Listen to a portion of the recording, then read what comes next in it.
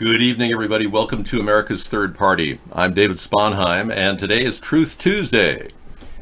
We are up for a really good experience, just finding out what's next with Trump. How are we going to ever be let down with Trump? He's constantly mixing things up, destroying our relations with other countries like China and Iran. I mean, gosh, isn't he the best guy for news? Trump is just the best tweeter president we've ever had. What do you think? And the more he destabilizes American politics with his tweets, the more likely we're all going to be paying higher prices for products of the market.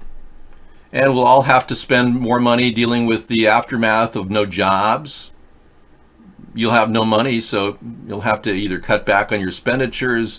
In a way, I don't think this could have been better. You know, Donald Trump destroying and liquidating our country at a time when we really need to be, moving forward toward some sort of an openness with trade instead of a closed-minded concept. But the possibility that all of this could backfire and ultimately cost us a war with Iran is becoming more and more evident. We have a story here that's propagating. Yeah, Iran says Trump's playing a very dangerous game and risking a devastating war.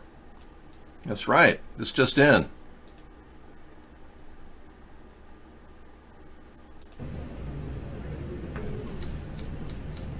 So, what's your take on the recent, which is going on U.S. and Iran? What's your take on it, sir? Well, unfortunately, the United States has been escalating the situation unnecessarily. We do not seek escalation, but we have always defended ourselves. Thank you. Okay, so the Iranian minister doesn't want escalation, yet it is going to be an escalating situation. So, Iran's ambassador to the United Kingdom told reporters here the Trump administration's deployment of an aircraft carrier strike group, B-52 bombers, and other military personnel and equipment to the Persian Gulf to counter alleged unspecified Iranian threats is a serious miscalculation. They denied that they were involved in any sabotage on oil tankers belonging to Saudi Arabia. So whoever's perpetrating this could be Russia, for all we know. Because remember, Russia's trying to create a rift between the U.S. and every other country to weaken us. And since Russia owns Donald Trump, we've established that. Whenever we have a bad relationship with... Hang on. We got to mute somebody here. Any bad relationship with any country out there is not going to help us. It's going to help Russia. I came up to this conclusion recently that there is a direct connection between our ruining relations with China and Russia benefiting, because remember, Russia's economy is so small that it's not even noticeable. It's like the size of Spain's economy or Italy's economy. But if they can knock down the two giant behemoth economies at the same time, that's a win for Russia. So whatever they're telling Trump to do at this point to divert our attention to China away from the Russian investigation, which, by the way, is still gaining ground. They have faced a contempt charge against William Barr. Representative Nadler has issued the contempt charge, and it looks like he'll be the guy to start the impeachment process if William Barr does not present 448 pages of unredacted documents to the House. Not to the American people, mind you. We won't get a chance to see the unredacted copy, but if he doesn't see the unredacted copy, they can't make their assessment. So this contempt charge could turn into a felony against William Barr, and he could be going to jail. Our Attorney General could be charged with a felony and going to jail. Meanwhile, Trump will have to find a new Attorney General to fill his post as he tries to continually obstruct and stack people in front of the investigation, which is ongoing. Right, we found out that we've got some people in here posing as real people. We're going to have to take them out, not click your links. Okay. American military news, Deneau. Okay, let's take a look at that. The Washington governor signs a new gun ban law, confiscation laws. Oh, this is weird. Washington State Governor Jay Inslee is approved a series of bills that will tighten state gun laws. The new laws restrict access in a number of ways, including bans on ghost guns and red flag confiscations for juveniles and domestic violence suspects. Wow, so he's requiring background checks for all gun buyers. That's typical of Washington. Any untraceable ghost guns like plastic guns, 3D printed guns are illegal in Washington. They could confiscate guns from those served with a restraining order and protective orders. Expands red flag confiscation of juveniles under 18. Implemented a 6-month gun rights suspension for anyone under a 72-hour psychiatric hold. So it's got a PTSD law out there in Washington now. And a gun ownership to those history of violence and found incompetent to stand trial. So Jay Inslee is proving to be the consummate Democratic libtard who supports the gun control state of the New World Order. We all know where the Democrats are coming from here in Washington. They are wasting tons of money under Inslee. He is so mismanaging the state. It's over $80 billion in debt.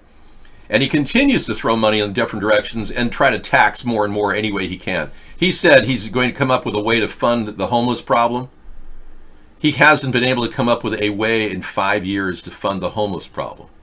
He says he's going to put together some sort of a tax on people who make over $100,000 in business, up to $1 million. He's going to issue a 10% tax. Problem is, Jay, Washington State Constitution specifically says you can't impose an income tax, period. So no matter what he does, he's talking through the side of his mouth. And he wants to run for president too. Thank you, Darth. I'm using a specific type of airbrush technique on my visual, facial, and hair feature tonight. CGI can be molded into any particular pattern, making my face and hair look unique in every way, every night. You'll notice that throughout all of my broadcasts, every single hair has been different. We're maintaining that continuity.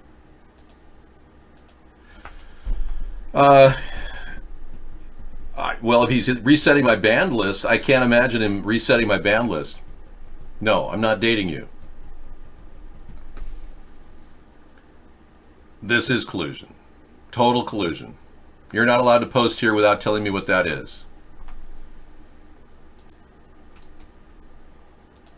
Yes, I heard, Captain Howdy, that Trump wants to take away welfare and Medicaid from people with disabilities. I know, the guy's a complete scumbag. He's trying to reset our system, giving us no outs. For a lot of people are desperate for those checks every month. They can't even, yes, this is real.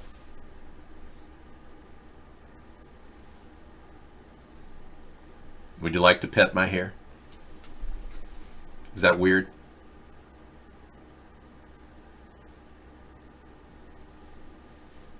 I'm trying to diffuse any thought that maybe I'm a robot. You see how fluid my movements are? They're very human-like. Democrats are shifting to the communist side. And as I said in the pre-show, I do not support LGBTQ. So come on in, welcome everybody who feel normal now. If you are gay, you're welcome to come in the room. I just don't support a special subgroup designed just for you. I don't want to discriminate against gay people. I understand your perspectives are different, but we can't create a special group of laws. And one person said tonight how difficult it would be to change Mr., Mrs. to non-gender, non-specific he, she's, and all that. Paperwork alone would be ridiculous. So we could talk about anything under the sun when it comes to America. But back to Washington, since I'm still on the subject. Why Washington is the best state in America. Cleaner energy and a booming tech sector helped the Evergreen State build the nation into the best state ranking. Well, that's probably good for property values out here. It is a beautiful state. I moved out here 25 years ago from Los Angeles, California, the city. My name's David. I'm not a cop. My partner, Friday, was out one night talking to a man. The woman was talking about her husband was beating her up. And I said, that's inappropriate, ma'am. We're going to have to find out the meaning of what this man is doing. Do you ever watch Dragnet? It was a great show. It's hilarious. Anyway, I'm drifting. Let's focus. This is new. Footage released from fatal shooting of an 18-year-old. Oh no. Do we have to watch that? Raw video. Sometimes I don't really want to see raw video of a guy involved in shooting. The dashcam footage of an officer involved in shooting of Jose Vega Cruz after his death sparked protests from the community. I don't think it's appropriate to play that. Yeah.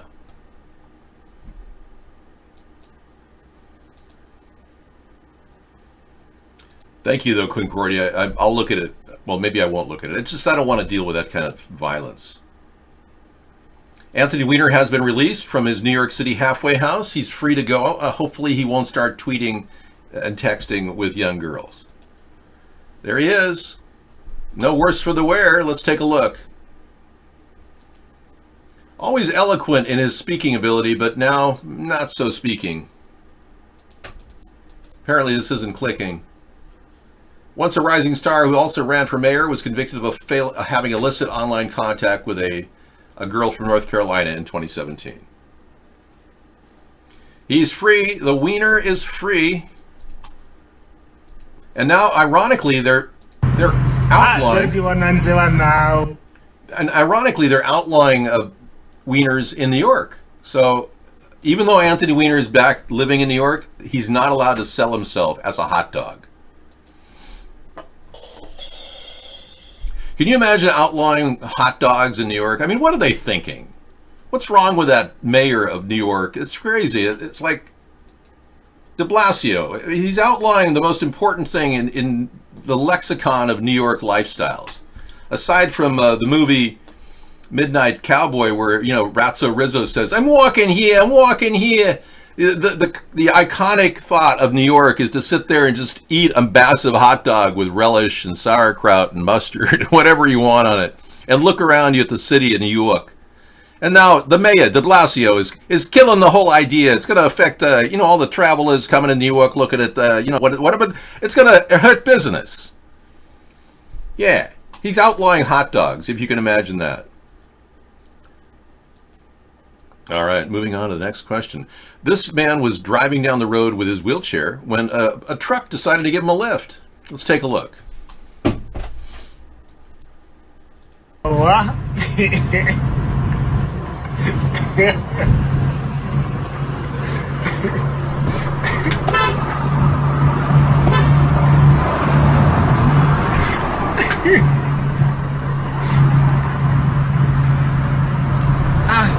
Oh, woman.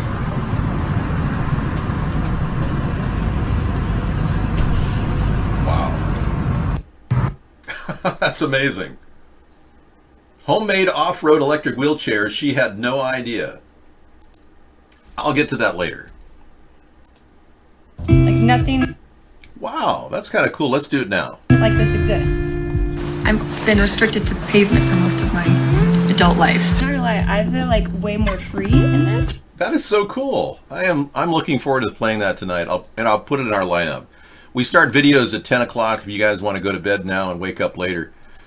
Our show does deal with new topics, though. So in case you miss a few new topics, I'll recap it later. Whatever. It's what it is a woman who's decided to show the world that she can do something other than ride in a wheelchair. Okay? Give her some help and some credit. You just don't value the difficulty people have with disabilities. And Donald Trump is one of those people that doesn't value them. He doesn't care about them. In fact, there's a law that says that they're going to go into social networking. They just passed this law. Trump did. They're going to go into social networking and see if anybody really is disabled. I'm serious. They're going to monitor your private social networking if you're disabled and see if you're posting pictures of you running around, frolicking in the nature. Meanwhile, you say you're in a wheelchair. Can you believe that? And there's no proof that people who are disabled are faking it. Most of them are not faking it. Most of them really are disabled. There's just no evidence of that.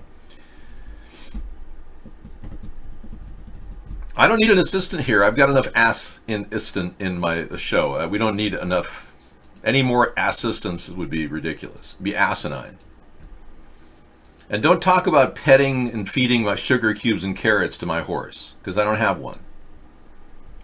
You keep mentioning that. I'm going to mute that statement as a repeated message. You've just been given 5 minutes quiet time. The fact is, people who are deviant have to look at life a little differently, and they do have a harder road to hoe. It's true. Thank you. The fact is, many of us who are semi-normal, life is not even easy for us. Can you imagine how easy it would be or hard it would be for somebody who's got major problems? Well, like you, Zeno, you've got all the money in the world, but you still can't get laid. I'm not frustrated this evening. I'm doing great. I'm just trying to integrate more with the show and the chat room than I am with the news. Because the Trump tariffs really it's kind of old news. But the new news, that Trump Jr. is being, the subpoena has pushed Trump Jr. to a point where he will actually meet with the congressional committee to talk about what he did during the meeting with the Russian lawyer to end sanctions. And I must say that in order to stop this process, Trump is going to have to immediately tell his son that he's going to pardon him. So Donald Trump should say, Donald Jr., if you're listening, I want you to know that you're immediately pardoned. I will pardon you of any problems whatsoever. So go ahead and tell the truth that you worked for the Russians and tried to set up a meeting with a Russian lawyer to end sanctions ahead of the election and committed treason and violated the Logan Act, because I'm going to pardon you. Don't worry about it. I'll take care of you, son. That's what needs to happen. Now Trump is threatening to blow up Pyongyang to smithereens and to bring Kim Jong-un back to the table to renegotiate. You see, the rhetoric didn't really work in the beginning, and Trump couldn't even articulate a plan for denuclearization. Heck, he couldn't even pronounce the word. He said, we're going to do that big word thing, denuclear, whatever, the big word thing. We're going to do that. I mean, come on. And you look at Pompeo, we have him on record admitting that as a CIA member, he lied, cheated, and stole. This is unbelievable. Listen to our current Secretary of State. This is just unbelievable. This is our current Secretary of State. This is the administration of Donald Trump. This is him admitting what he did at the CIA. Listen to this. I was the CIA director. We lied, we cheated, we stole. It was like we had entire training courses. It reminds you of the glory of the American experiment. What the hell does that mean? The glory of the American experiment. That guy's our Secretary of State, yeah. Thank you so much, Yvonne. I'm very, very happy. Thank you so much. What apps hacker installs surveillance on user phones just by calling? Wow. Hey, Scissor Fight, welcome to the show.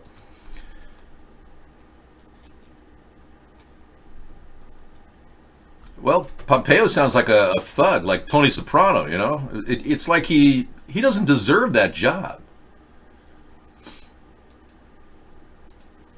Okay, we're going to take a look at this story now. What's hack? WhatsApp users warned to update now as it's revealed hackers have been installed spy software in phones just by calling them. Huh! Don't answer the phone if you got WhatsApp. Thanks, Mark Zuckerberg. You just created another app that's vulnerable. Boy, you really are out to lunch.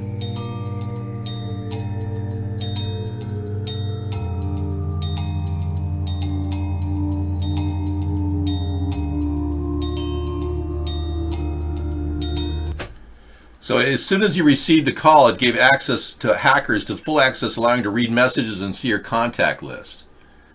You know, they never really put the effort into designing these things to be fail-safe, including Microsoft, which got billions of dollars from the government. The little-known fact that many of you don't realize the truth about the internet. Are you ready for this? That was a deal, yeah, to know. Well, Trump Jr. was going to defy the subpoena, but when he gets there, I'll tell you what Trump Jr. is going to say when he gets there, but we'll get to that a little bit later. I am not an app designer, nor do I do coding. My genius is in another area. I'm building a political movement to challenge the most corrupt state of our nation in the history of our nation. There's a different use for genius, believe me. You don't need to focus. I don't need to make money either. I've got plenty of it. Yeah, I think I've got like $80 in my pocket, so I don't really have a need for cash. But no, reality-wise, a lot of people are constantly sucked into this world of believing that Mark Zuckerberg deserves his money and Bill Gates deserves their money. That all these big, huge technology companies, Amazon especially, are just fantastic and they're so smart. Well, Jeff Bezos can't even keep track of his own penis picture. Apparently it's out there still, and I don't know how he put a wrap on it, but nobody's been able to see it yet. But according to the National Enquirer, they have a copy of his penis pic. How they got it? Many people believe it came from the Saudi Arabians. They were monitoring his activities when Jeff Bezos was there and tracking and hacking into his phones. In any event, the internet is not as secure as they would like you to believe it is because it was built off the back of free money. The government gave them free money left and right to create Google. Even Microsoft in the early days got huge orders from the US government and continued to get new orders every time they came out with a new operating system. I mean, that's the government buying the growth of these companies. So they have essentially done that. And they've essentially controlled all the social networks this way, the government has. And I'm talking about the DoD, Department of Defense, DARPA. A company called In-Q-Tel bought up most of the Google stocks early on. And they're a complete shell corporation for the government. So you have to understand the government owns the backbone of the internet. They have for some time. The illusion is that these guys are capitalists and they grow really quick and there's a lot of investment money. There's a lot of that, but mostly just they are owned. They are the puppets of our government. There is an Amazon picture, there is a picture of Jeff Bezos' penis out there. It just hasn't been released. And I think he's somehow been able to keep it under wraps. He's investigating an extortion plan by National Enquirer over the issue. I don't know. That's all I know. And that he has an expert looking into it, and they found out that Saudi Arabia were the original people that got his sex pics with Sanchez.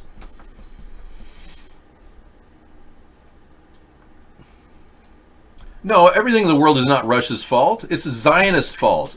Russians aren't the bad guys here. It's the Zionists that run Vladimir Putin. You see, Vladimir Putin is a very, very greedy guy like Trump. And when he was the pampered child of the Politburo, he was the one that they groomed for this position. Because he was always bragging. They always bragged about Vladimir Putin and how greedy he was. He would do anything for money. Well, it turns out they could buy him, and as a consequence, Vladimir Putin is now one of the richest men in the whole world. He has over $200 billion. Okay, big news item. Many of you have been tracking Alki David and his recent arrest for carrying pot plants. Yeah, the story is true. Alki David, the heir to the Coca-Cola bottling chain, has, for some reason it's eluded me here, has been arrested. Yeah, the story is right here. Coca-Cola bottling heir and his fellow billionaire businessmen arrested in St. Kitts after landing on a private jet with actor Jonathan Rhys-Meyers and 5,000 cannabis plants worth $1.3 million, which they insist is legal. So Alki David's age 50 and Chase Aragon, heir to a satellite fortune, are said to have transported an estimated 5,000 cannabis plants as part of their new business. You're not allowed to transport these things across state lines without special permitting, interstate permitting. I don't even know if they can do that. Maybe that was the problem. That's why they put him on a... And he's in trouble for sexual harassment too. Boy, he's in a world of trouble, isn't he? Okay, thanks for the link.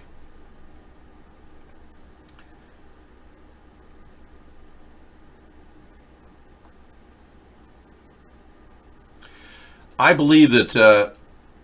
I don't know, St. Kitts isn't a state, but it's not interstate travel I'm talking about. It's outside of the country travel. But thank you. Amazon's job. Amazon's offering employees $10,000 to quit their jobs and deliver packages instead.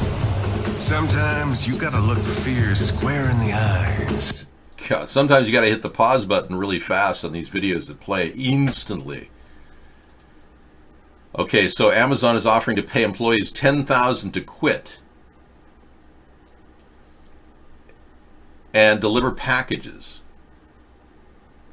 They're racing to deliver packages faster. It's turning to its employees with proposition: quit your job and we'll start a business delivering Amazon packaging. Wow. They want to speed up its shipping time from 2 days to 1 for its Prime members. It's going to cover up to $10,000 in startup costs. It's a win-win opportunity if you want to have a heart attack at a young age. Let's not forget that UPS has the highest number of people drawing from nervous and mental insurance funds of any group of people. UPS employees are very stressed out, so I doubt Amazon employees will be any less stressed out. Good luck with that. So I'm not going to pursue the Alki David story because he's always into something and there's not much to talk about. If he gets out of this one, great. If not, he'll have to serve his time. Now this actor right here, Cappy, his name is a 42-year-old actor who was in the Breaking Bad video series. He was the actor who allegedly choked Michael Jackson's daughter, reportedly committed suicide yesterday. Actor and musician Isaac Cappy has reportedly passed away after jumping off a roof. He's also an advocate of the QAnon belief system that somehow Donald Trump is fighting the deep state. But some of the QAnon theories actually coincide with my theories on our show, especially the control of our country from the perspective of a cabal. I've talked about that. But this guy ends up jumping off a bridge.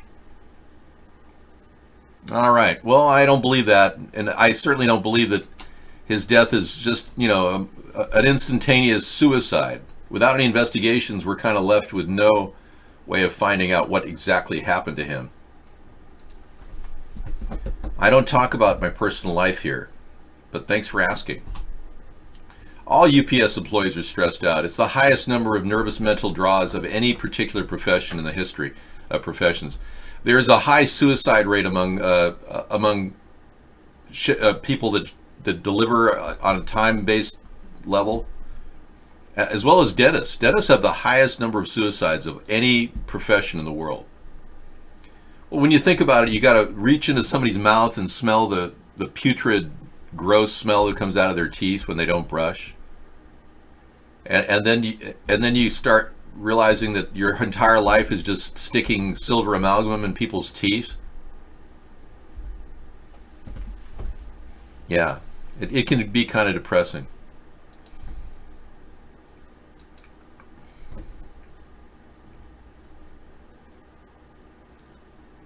Well, Trump said that he could kill somebody and his supporters would still vote for him.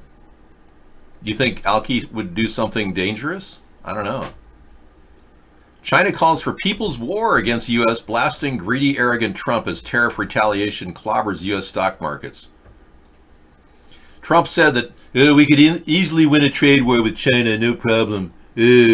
Well, let's take a look at what that trade war has evolved into now. Hello, Periscopers. Sorry I didn't get in earlier. I did get in at 6 o'clock, though. I appreciate it. Okay, let's see what the Dow Jones did today. Up 207 points. So it took a big dive yesterday, but now it rebounded to 207 points up. It's not as bad as I thought, so who knows? Yeah, we're still in good territory with the stock market way above 25.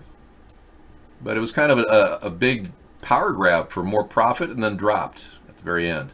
But still up 207. That's good. Thunderous power grab for more profit taking.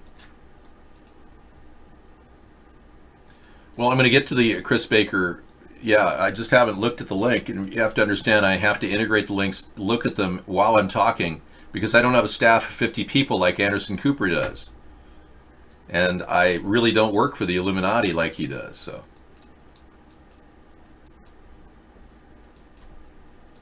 Did you make up the moon base plan? I don't have a moon base plan. I'm not building a moon base. I'm of the belief that we didn't even land on the moon. I used to, but I'm not a person who believes it anymore. I would love to believe that we landed on the moon, but... Okay, here it is. What exactly is Jeff Bezos trying to prove? It looks like a penis, doesn't it? Why 2.5 million saw my enormous phallus this week? A viral Amazon tweet showed the power of print in the social age. Like everyone else, I was struck by Jeff Bezos' penis-like a rocket when I first saw it. I mentally filed away the image of this enormous phallus, thinking it would come in handy. Later, it did come in handy. I whipped it out months later to the great effect to illustrate a piece about Jeff Bezos and Amazon for a magazine I art direct. I then posted a picture of the opening spread, and boom, it went viral. It's not the first time I've gone massive, but I really didn't see this one coming. Read more. Chris Barker. Please, my headline image combo got through. Yeah, so a lot of retweets on that one. And again, does this really matter? Because whatever Jeff Bezos does is irrelevant at this point. He is trying to convert his entire staff to robots. Good evening, Uncle Lester, future president. We're doing well. It's not Technology Tuesday, it's Truth Tuesday. Technology Thursday is our Thursday show. We're in Truth Tuesday. I addressed the cover-up our government's engaged in. In the pre-show, we talked about how the Mossad, there were over 78 people arrested, I believe, in the 9/11 attack that were members of Israel. Was that 78 or 178? I'm checking my notes. Anyway, a lot of people who were working for the Mossad were there and somehow had pre-knowledge of the 9/11 attack. Now, this is a long time ago, but it makes you wonder, we started 2 wars as a result of this. Why are we still at war? That's my question. And was this a direct aid to Israel that put us in war? And why are they manipulating our politics? That's a big question. Sunstar. Hello. Welcome, Sunstar. It's been a while. Yeah. All right. Some people are buying Bitcoin again. It's up around 8,500 now.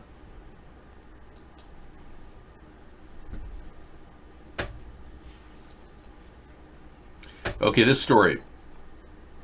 And then we got one on Isaac Cappy, Backlash, and QAnon. We'll talk about this recent death of Isaac Cappy that came in. I will discuss that later tonight. And now let's look at the lead story that came from Scissor Fight. Beijing bites back. China calls for people's war against U.S. blasting greedy and arrogant Trump as tariff retaliation clobbers U.S. stock markets.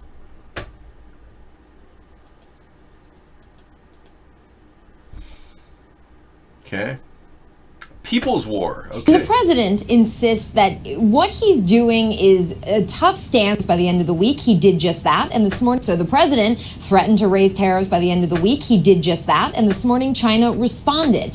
And the president insists that what he's doing is a tough stance to get China to the negotiating table. And he also insists that China is going to pay for these tariffs. Just to break this down, in simple terms, tariffs are, of course, taxes on imports. So China's not handing over money to the U.S. Treasury.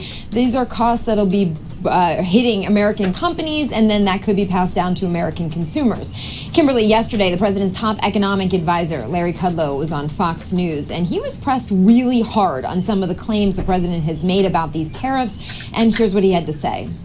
It's not China that pays tariffs, it's the American importers, the American companies that pay what in effect is a tax increase and oftentimes passes it on to U.S. consumers. Fair enough. In fact, both sides will pay. Both sides will pay in these things. And of course, it depends. If it's a tariff on goods coming into the country, the Chinese aren't paying. No, but the Chinese will suffer GDP losses and so forth with respect to a diminishing export market and goods that they may need for their own. I understand that, but the president says China doesn't. That China it pays the tariffs. They may. A midnight deadline to strike a trade deal has come and gone. U.S. tariffs on $200 billion of Chinese imports have now risen from 10 to 25%. All right, we're going to get to that story. Yeah, this is the final clip here. Consequences, but it's U.S. businesses and U.S. consumers who pay, correct? Yes, to some extent. Yeah, I don't disagree with that. Again, both sides will suffer on this. And the president insists that. And then this story is also irrelevant. Not irrelevant, but relevant. Everything could go up. iPhones, surprise dolls, Nikes. They could all get more expensive after Trump's followed through on his threat to expand tariffs on Chinese imports to include an additional $325 billion in goods left out last year. It was at $300 billion yesterday. Now he upped it another $25 billion. So the trade war begins. The breakdown of the global economy is moving forward exactly as planned by Putin. All this helps Putin because their economy is much smaller than the U.S. and China. And again, Donald Trump taking orders from Putin gives us exactly why this president, who has been compromised by Vladimir Putin, is doing the work of helping Russia gain by making the two great powers lose. Interesting. All right, 51 seconds. Mayor Bill de Blasio heckled by Trump supporters at Trump Tower. Let's take a look. Trump supporters are heckling Bill de Blasio. We work very hard for this. This is the world's first and requires big dirty buildings like Trump Towers to come clean with their act. Trump's buildings in New York City produce as much greenhouse gases as 5,800 cars a year. And we won't allow them to go on like that. First and requires big dirty buildings like Trump Towers to come clean with their act. Trump's buildings in New York City produce as much greenhouse gases as 5,800 cars a year. And we won't allow them to go on like that. So we have a message for President Trump and all the other big building owners in New York City.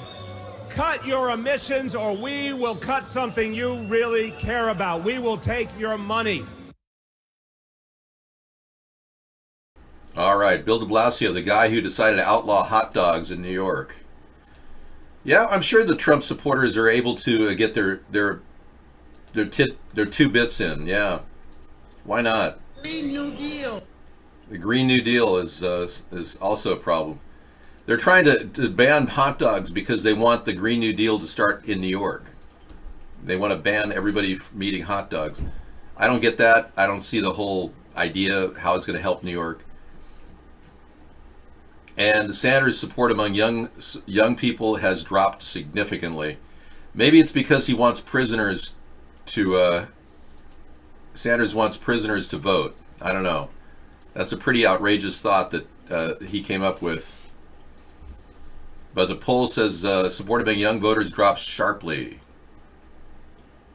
Well, when you're dealing with the future of the planet and making sure that our kids and our grandchildren have a healthy and habitable world in which to live, I don't know how you go too far. I mean, this is an existential threat, not just to the United States, but to the entire planet. We have a moral obligation to combat climate change, to bring the entire world together. This is not an American issue. This is a global issue.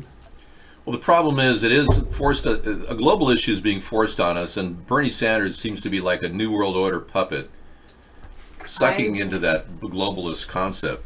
Go ahead. Talked to the best climate scientists. You did good. I think in the area. I think in the field personally. Oh, really? Okay. Because what I like about her is she actually makes climate science understandable, and I definitely believe climate change. Climate change is happening, whether you believe it or not. Right. It's happening. It but is. the thing is that now it's about either adapting and or mitigating climate change. And in some ways, what we have to do now is adapt because it's going to happen. Yeah. Well, we have a couple key areas where we can solve the climate issue. One of them is they've identified the air pollution coming from 16 shipping lines as being the greatest contributor to global air pollution. Yeah, so And- if we stop buying less stuff and shipping it, then maybe... Ironically, we're- globalization is polluting the world more than regionalization. So if we would just get scrubbers on the mufflers of those units, we don't have to impair trade to ship things. I don't want to stop global shipping routes. I want to make sure they're clean. And I want to make sure that all of the effluent and the smokestacks coming off of these shipping lines are minimal. That would be one way to fix it without impairing trade. But Trump is already impairing trade. So it's going to be a natural shrinkage of the amount of pollution in the world because trade will automatically force us to be living an austere life, not buying everything that we see in front of us. The notion that consumerism and conspicuous consumption can dominate the planet forever is becoming not a reality. It's becoming a delusion. And the more we realize the end product can't just end up in a landfill somewhere in China, the more likely we're going to be able to really resolve the problem long term.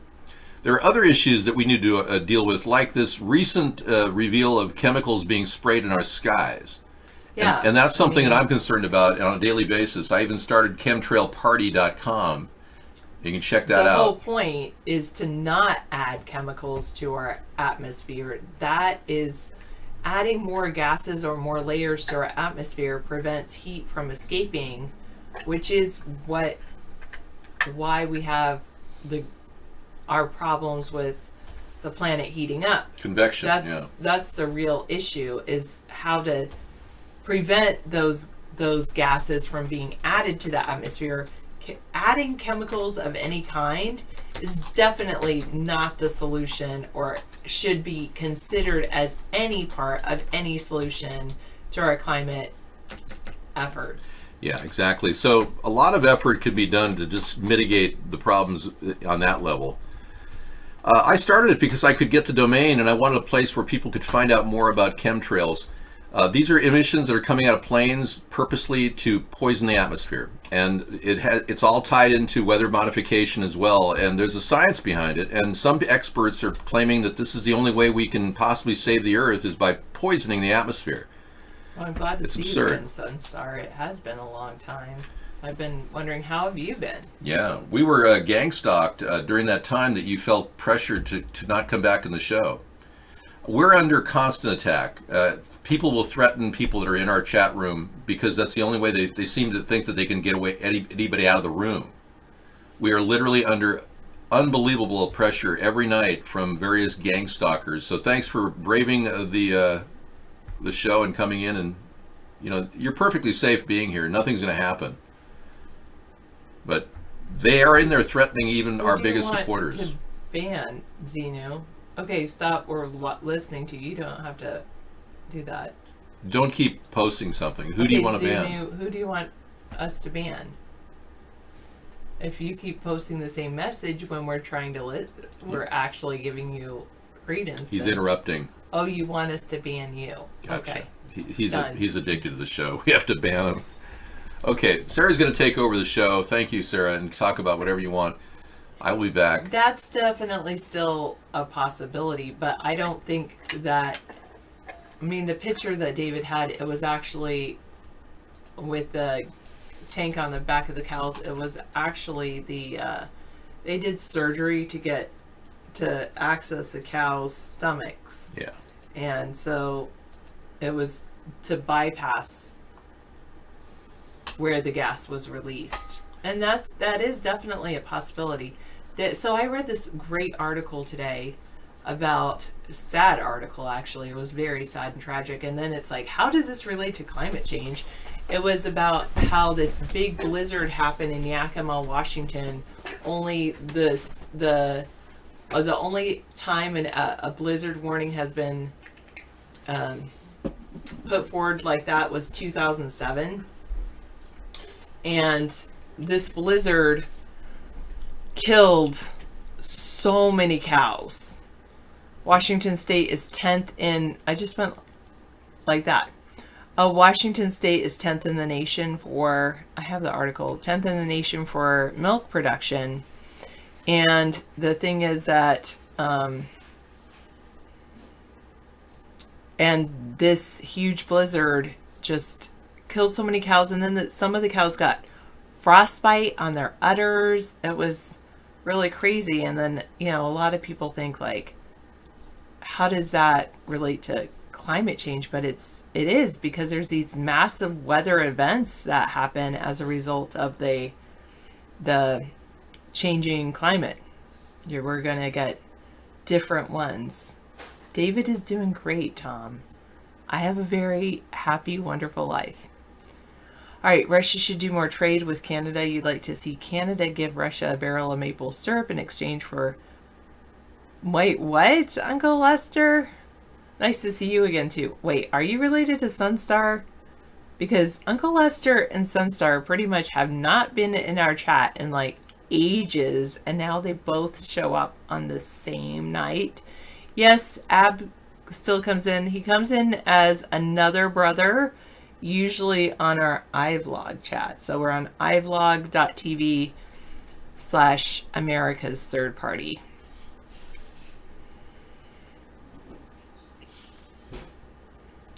Not necessarily, Bingo. It's in a different place. They could not have... They spent 36 hours before the blizzard trying to create windbreaks and trying to create shelters for the cows, because out in Yakima, they don't have too many shelters, because in the winters are not usually that bad. They're more worried about the summer heat, so they have these like kind of open breezeways. They don't have like insulated barns for the cows. They have these open breezeways, and it was very sad and tragic. They could have easily hauled the cows out the same way they called them in. There were 35 workers for 3,000 cows, and each cow weighs like way more than a person. Each cow does. And the thing is that each cow is valued at $2,000 a cow. It was pretty intense.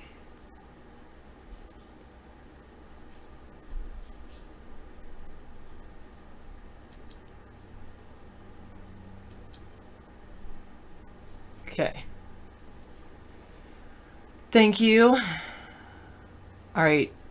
Captain Howdy says, Sarah, the president of Mexico wants to work with America to legalize all drugs, since the war on drugs has been a failure. Then it would be up to the individual people, and then it would be prosecuting people for other crimes related to drugs, like theft and vandalism and things like that, rather than the actual usage of the drugs themselves. Not $200 a cow, $2,000 a cow is what the cows are valued at because of the milk. But then milk prices have been low because they've become very efficient at the way that they milk cows. Yeah, but then the costs have gone up because there's regulations about how cow farmers have to handle their manure. I know, I learned a lot from that article. It was written in the Seattle Times sometime in February of this year, 2019. I think it was February. Didn't have a date on the printout I was reading. But it was very, very interesting. And it was, the summer months, they're going to get drier and hotter. And then I looked at some data about different,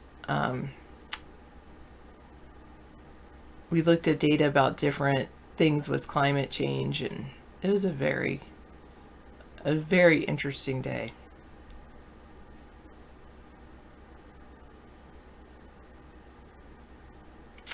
Well, the fences will keep the cows from migrating, Tom. Tom said maybe the cows will migrate. I also saw an interesting video about cows in, I think it's Marin County in California. So this guy bought a huge farm in Marin County, California, and the neighbor's cows were coming into onto his property. And so he's like, I got to get rid of these cows. I don't want all these cows on my property. Yes, I do that. Yes, Sunstar. And so he kicked the cows off his property, got the neighbor to take the cows back to his own property. And then suddenly he started getting these weeds everywhere. And long story short, he had to bring the cows back to get rid of the weeds. But then he also realized that in doing that, he realized that cow manure is actually good for growing plants, growing grass. And then he realized that composting, spreading compost, is good for growing grass. So instead of fertilization, it's all about the compost. I love compost, obviously. You guys know that about me. I'm big into my worm composting bin. Did you know that, Sunstar? That's one thing that might have changed since you've been here, as I've created this compost system out of school, and now the school is doing some massive composting. Milk prices are not too bad there. Drink a lot of milk and you use it in your coffee. I drink quite a bit of milk.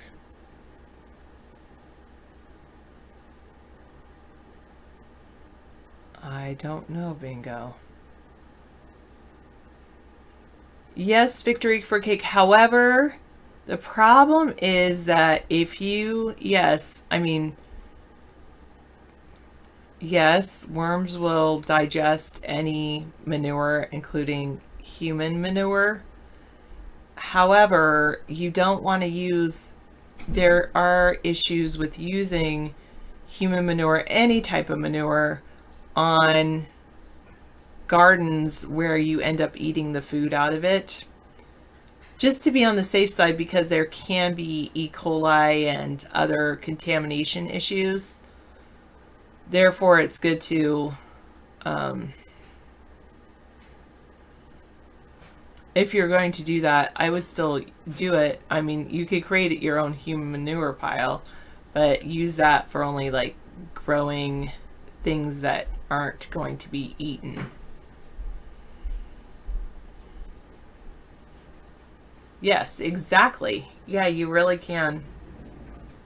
But they're, and when it gets into cows, they actually they regulate their, and some states also regulate this, regulate their human manure or, and their septic systems, because there can be groundwater contamination and then it can cause other problems.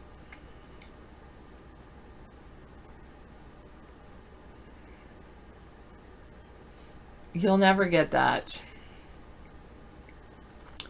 The only way you'll have something like that still photo is if you do some Photoshop. I have had iced coffee before. I remember the first place was Dunkin' Donuts that had iced coffee. That was delicious. But I no longer drink coffee, either iced or hot.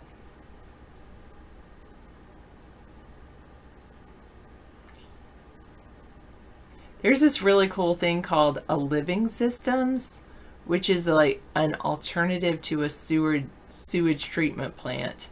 And that uses manure, human waste, and creates like a whole biosphere for plants and vegetation.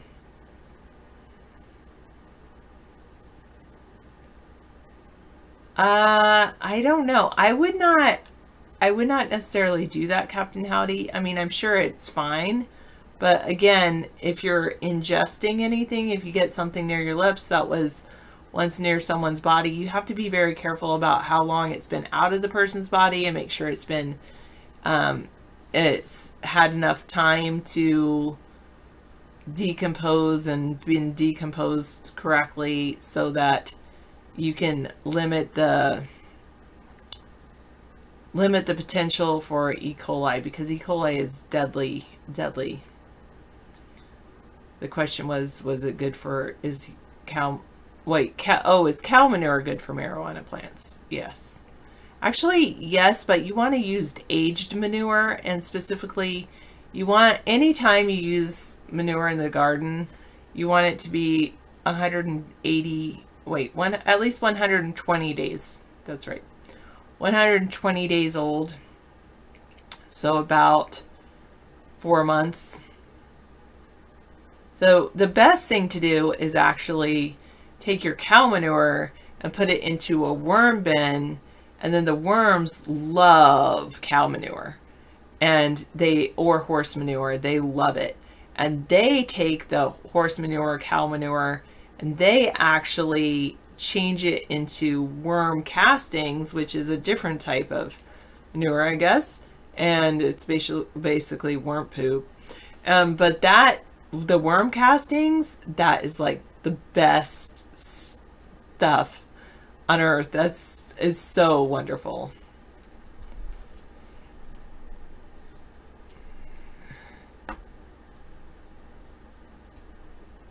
Yeah, it's not good to use human waste for a food garden.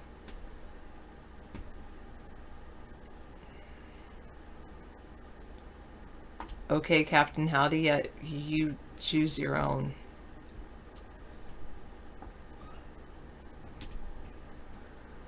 Yeah, some worms just go through the dirt, but yeah, that's true.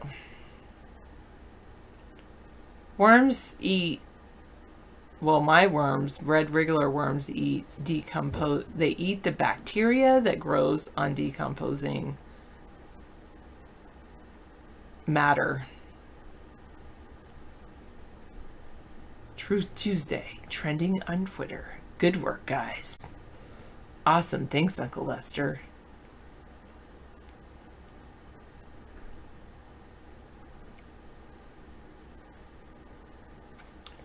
They're called red regular worms. They're also known as trout worms or Eisenia foetida. That is the scientific name for the worms. Specific type of worms I use in my composting pile. Haha, Captain Howdy.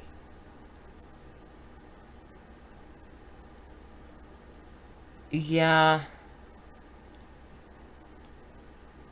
I don't know, Reptoid. I wonder if you had any worms in there. But you know what? That's true. Like, I had some compost, and I've had it there for well over 4 months, and it still hasn't turned into soil yet. So the 120 days is kind of like not a total solid thing, because you have to wait until it looks like soil, and you do have to have the worms. If you just put a whole pile of manure and you don't add the red regular worms, it'll just be a whole pile of manure. That's why they say the worst thing that can happen to a worm bin is if you lose your worms, if they freeze or you lose them. My friend was like, did your worms make it through the cold snap? Because we had a time, she was saying it got down to like -11 in certain parts of her property. But the worms, I think the way our worm bins are set up, they survive fine. And then in the spring, there were like millions, definitely thousands, maybe millions of baby worms. Oh, they're so cool. And it's just, who knew? Who knew that I would be passionate about vermicompost? No, sorry, Swollen Monkey. This channel is usually about politics and the election and David Sponheim for president. No, but some worms have 4 hearts or 5 hearts.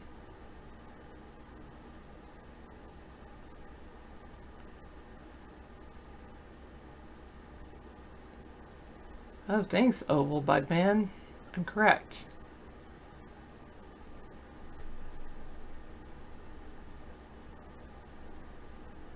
Oh, yes. Cow manure, the nutrients are not immediately available. It takes time for it break down for plants, for it to be able to be used by plants to absorb it, and it could actually burn some plants. Chicken manure is the same. Hello, Mr. Lonely One. Yes, we are doing well. But worm castings, the nutrients are immediately available. It doesn't burn plants. And you know what? Another cool thing about worm castings is that worms do not eat living things, and they don't eat seeds. So we had, like, once you spread out your worm castings in your garden, just see what sprouts up, and it's all the things, like all these amazing seeds that you didn't even know you put in your compost pile, and they just start growing. Like, I had so many tomatoes last year. I did not purposely plant any tomato seedlings at all, but I had, oh my goodness, I can't even count. I think I had like probably 20 different tomato plants, and I had so many different tomato plants.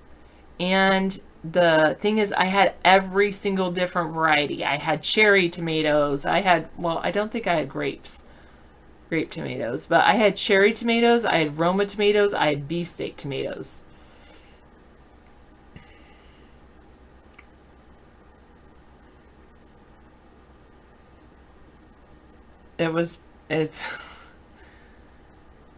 Yeah, that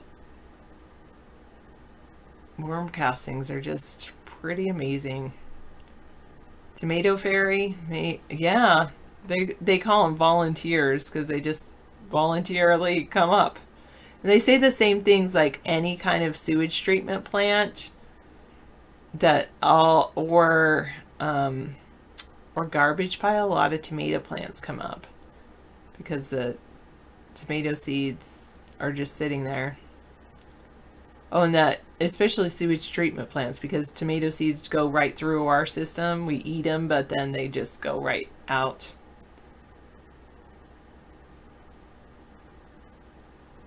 I'm talking about tomato plants because I got on the subject of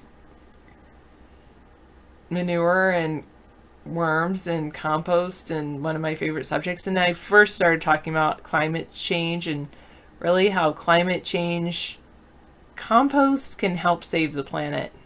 Worms can save the world. Seriously. I don't see Brittany, no. Okay, Captain Audi.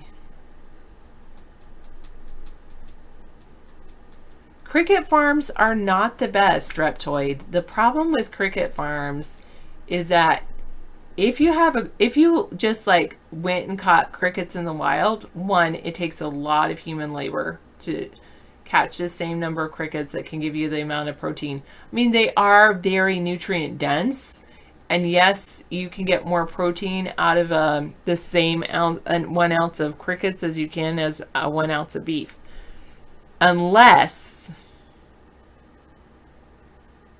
worms can help with climate change, because if you spread out the worm compost on your grass will grow, and then the grass, when it grows, it actually starts sequestering carbon dioxide from the air.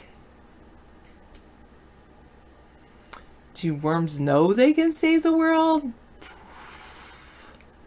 Probably not.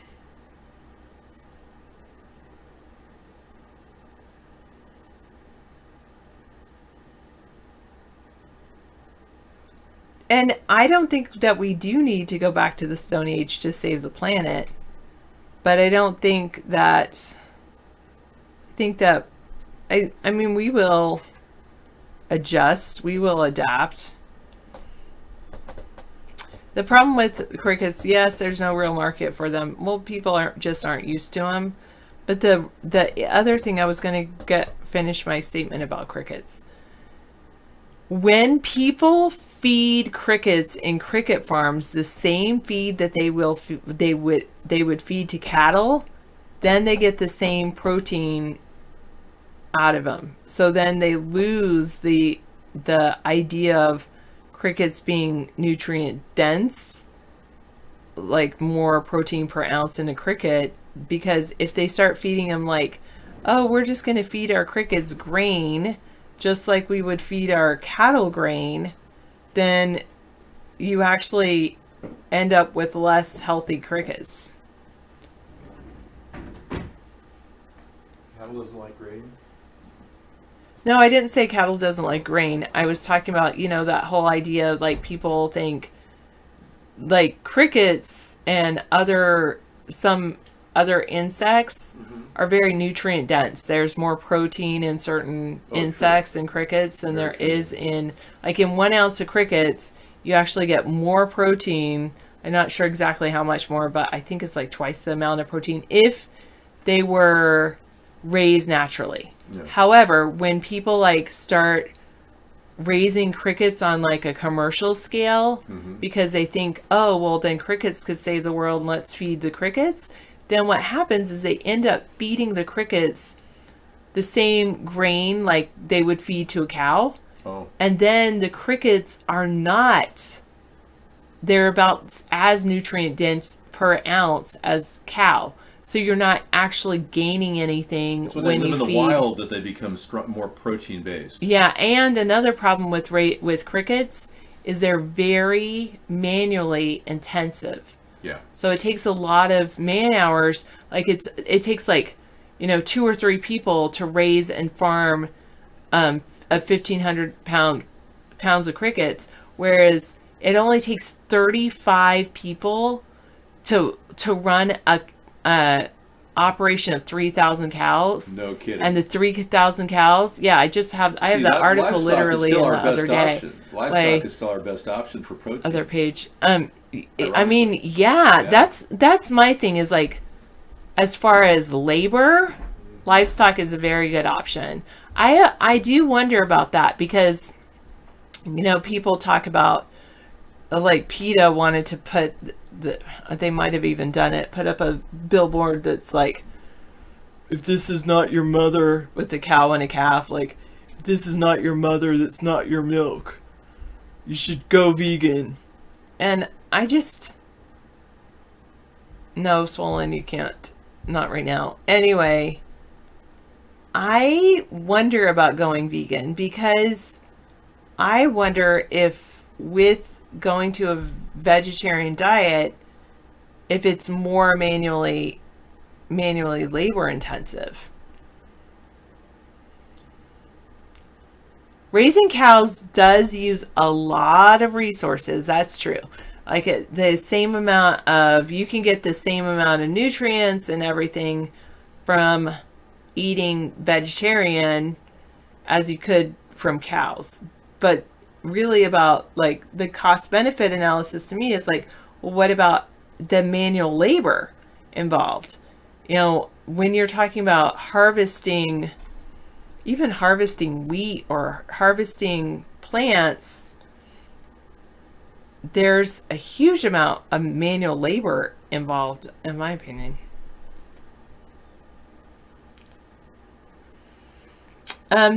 We touched a little bit on that about the cows and the contribution to destroying the environment, but really it's methane. So here's one thing I found out is methane. When methane is released into the atmosphere, it remains in the atmosphere for about 10 years. When carbon dioxide is released into the atmosphere, it remains in the atmosphere for 1,000 years.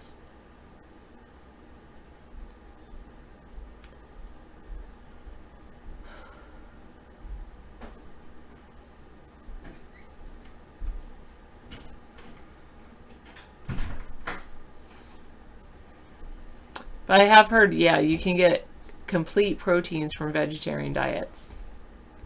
So really, even though cows produce methane, if we can focus on sequestering that carbon dioxide. Also, in some ways, some global warming there's a cost benefit thing with the increased carbon dioxide is good for certain plants, but then once they increase the carbon dioxide intake, they actually are less, the same plant is less nutrient dense with iron and zinc, because a plant is focused on, it's like, oh, I've got all this carbon dioxide, and it makes these simple sugars, simple carbohydrates, and it doesn't take in the minerals as much, I guess, the zinc and iron.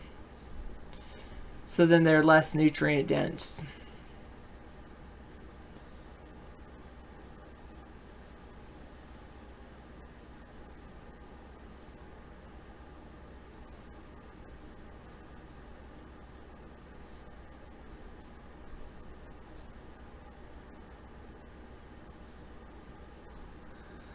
All right. Oh, is this the alternate chat room? Where's the main one? Let me get you the main chat room. There is the main chat room, Uncle Lester. Oval Bugman, you feel better when you eat less meat and more veggies and fruits. It helps to lose weight and reduce inflammation too. Last summer, or about this time last year, I went on a sugar-free diet, and that really helps with inflammation. You are welcome. But then of course I got back into sugar and chocolate, and I haven't gone back to the sugar-free thing because I know sugar is like addicting, very, very addicting. But I don't eat very much meat. I eat meat, but I don't eat it very often.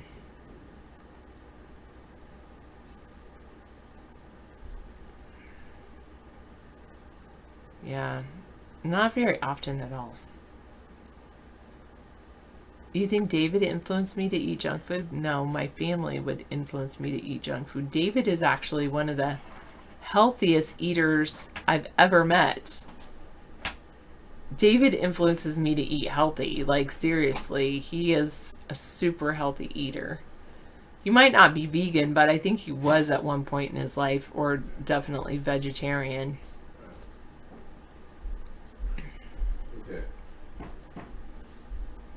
I heard my name mentioned. Wait, I was just talking to people about how you're such an amazing healthy eater. Oh yeah, definitely. And because somebody said, has David influenced me to eat junk food? And I said, no way. David looks at me funny if I try to eat junk food. Like, why are you putting that in your body? I know. Yeah. Don't you even think about your health? Well, I think that's GMO. That's his favorite I thing. just say GMO, yeah. He says GMO to everything that's semi-junk food. Ew, that's GMO. It is. Almost everything That's out there. too salty. Yeah. That has too much sugar. Yeah. Like, he totally, and then if I get upset, it's like, well, you were probably eating sugar, weren't you? Well, there's a lot of evidence to suggest that sugar could trigger hormonal changes in our body, and it may affect your attitude. And I'm just saying, it's one of the many factors in life. I'm sure caffeine affects my attitude too, and I drink coffee a lot. Yeah, you should say something besides sugar cubes, coffee, and carrots, maybe. I'm not some sort of a horse. I don't need sugar cubes and carrots. But thank you. Well, I know Wilfred Brimley told us about the dangers of eating sugar and diabetes, and he had a great way of explaining it to everybody. Thank you, Uncle Lester, and appreciate all your support. I really do. You've been Lindsey a big Graham is difference. resigning. Lindsey Graham resigned is trending because people don't want him they in. want him to resign. Lindsey Graham, everyone should know, has received $800,000 from the Russians to get reelected the past couple of years.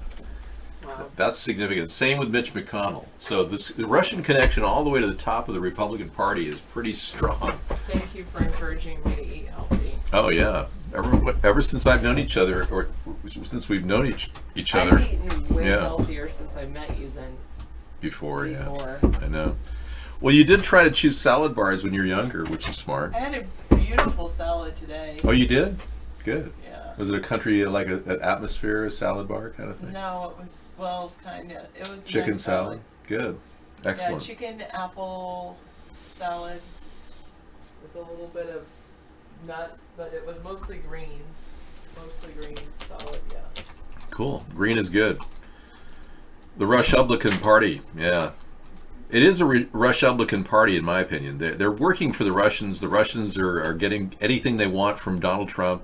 It's destroying our trade relations with strong allies around the world. When Trump turned on NATO, that was the first sign that he was working for Russia. When he refused to open up the dialogue with Kim Jong-un initially, and now wanted to meet him right away, all those meetings were set up by the Russians. Lavrov, the Russian minister to North Korea, set up the meeting in Singapore and the meeting in Hanoi. And supposedly he's behind this new one. So Trump is being played and being put out there like a promotional doll, the poster child of American greed. And he's almost being laughed at by the Russians who see that as a point of manipulation, because even though they've got one of the richest guys in the world, Vladimir Putin, who they claim has over $200 billion he's taken from the Russian oligarchs as part of a buy-off, ever since Russia broke away and the Soviet Union became, a thing of the past. I believe now that the Russian people, though, deal with very big hardship. And it's traditional to laugh at Americans for all our greedy ways and weak. They see it as weakness. Now, as you know, I'm not that way. I'm more like the Russians in that respect. I'm willing to live on less and survive on less. And they probably have more respect for that type of mentality. But the Americans are seen as big, fat pigs, capitalist pigs to the Russian people. And Putin loves to laugh at the whole thing. And they're using Donald Trump as like the poster child, the big pig, that they're sweetening up because he's so greedy, and they're getting ready for the big harvest. And right now they're getting a lot from our country. No sanctions being imposed by one of the largest countries in the world. Our relationship with China is deteriorating because of Trump.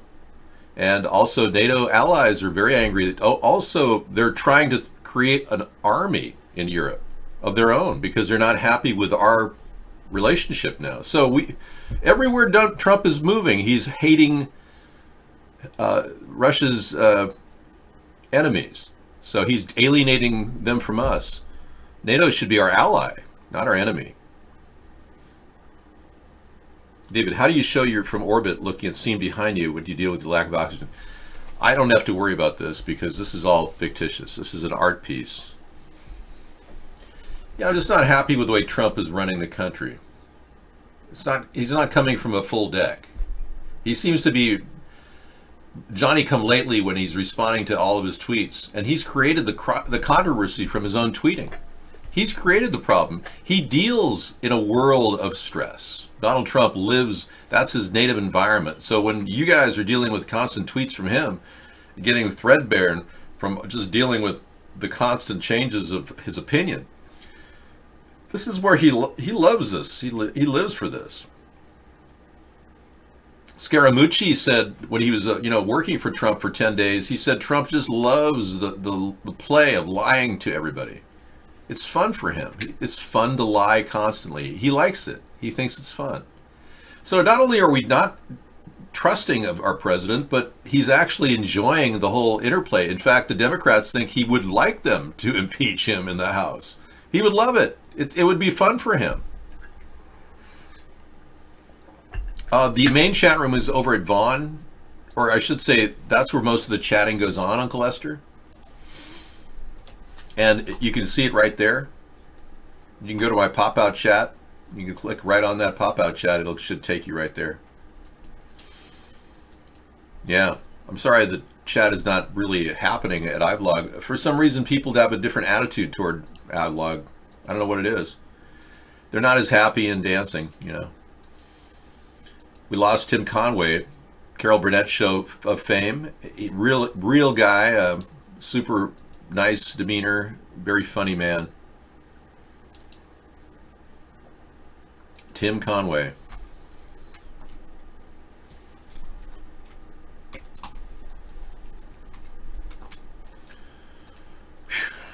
Trump was Cameron Hackberry at LA today. Oh, he was in Cameron Hackberry. I didn't know Trump was there. Yeah. Well, Uncle Lester's got a seasoned life. He's a professional, and he takes himself very seriously. And obviously, if he were to enter the Vaughn room, it would be, very interesting. Well, Tom has invited you over, Uncle Lester. You can shoot the shit with these guys over there at Vaughn. They like to talk about things in a pretty intense way. All right, we went over a couple things today. So far, we talked about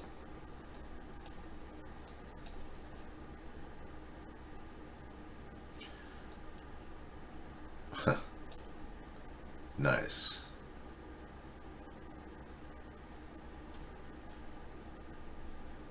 I'm gonna flip something.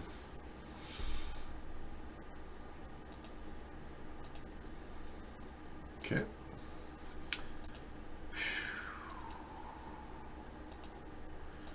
Yeah, the Wiener has been released from New York City, and we don't have a video of him. There's supposed to be something there, but there's nothing there, so I'm not going to play it.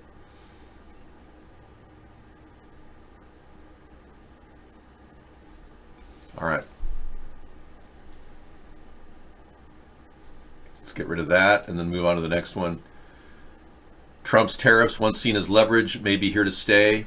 That's usually what happens with tariffs. They kill the economic growth of both countries, and they usually raise the prices of everything. We went over that. The Wiener is on the loose. Yes, he's in New York City, but you cannot serve hot dogs in New York City because wieners cause cancer. So Anthony Weiner is in a very unhospitable place in New York right now. No wieners, and they don't exactly like what Anthony Weiner did. You know what I'm talking about? Yeah. I don't need to tout how great Washington is. It's kind of a joke. They're overspending so much it's not even worth talking about. A huge poll for Joe Biden in South Carolina. Okay.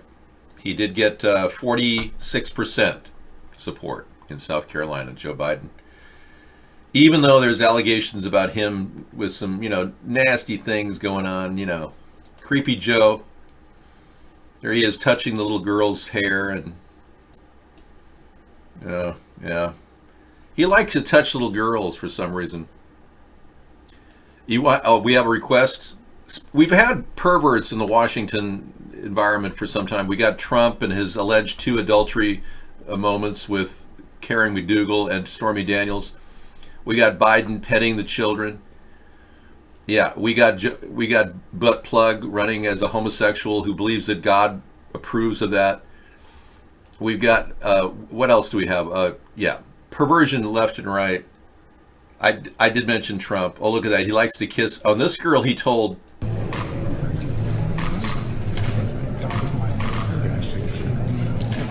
He said to her, you don't know how horny it made him feel to be around a 13-year-old. That's what he said, right with her mother, right with an earshot of that. And then he said, he said, you know how horny it made him feel to be around 13. We actually heard that. We have audio clips. Volume is maxed out. We can hear it. And then he says, talk to my daughter Ashley about the film. So we got Joe Biden in the race. The Democrats have a guy there who can lead, assuming he can extricate himself from this talk and rumor mill all about him and the girls, little teenagers. Harvey, yeah. So this is an ongoing perversion central in our 2-party system. They're immersed in perversion and weirdness. You don't have the old-fashioned, I can really trust this guy. He's a nice person. He's not going to be grabbing my wife's ass.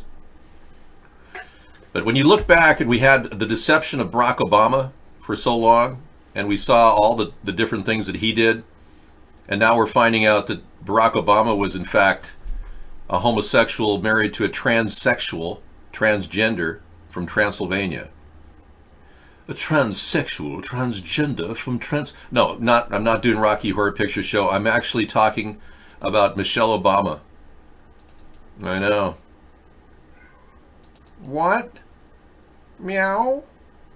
But here's Larry Sinclair talking about his relationship with Barack Obama in a limousine when Barack Obama was hitting a crack pipe, while Larry Sinclair was performing oral sex on him. And this guy passed a lie detector test with 99% accuracy. where Senator Obama exited the limousine with $250, which was provided to him by me. Returned a short while later with an 8-ball of cocaine, which he gave to me. I did ingest a couple of lines of cocaine, and shortly thereafter, Senator Obama produced a glass cylinder pipe and packet of crack cocaine from his pocket. Obama then smoked the crack cocaine. I performed fellatio on Senator Obama in the limousine during the time Senator Obama was smoking crack cocaine, after which I had the driver take me to my hotel, the Comfort Suites, Gurnee, Illinois. Wow. You know, you should have just asked me for that earlier. And what Senator Obama exited the limousine with $250, which was provided to him by me. In 2008, a video on YouTube where I related the above information regarding my liaisons with Senator Obama in 1999.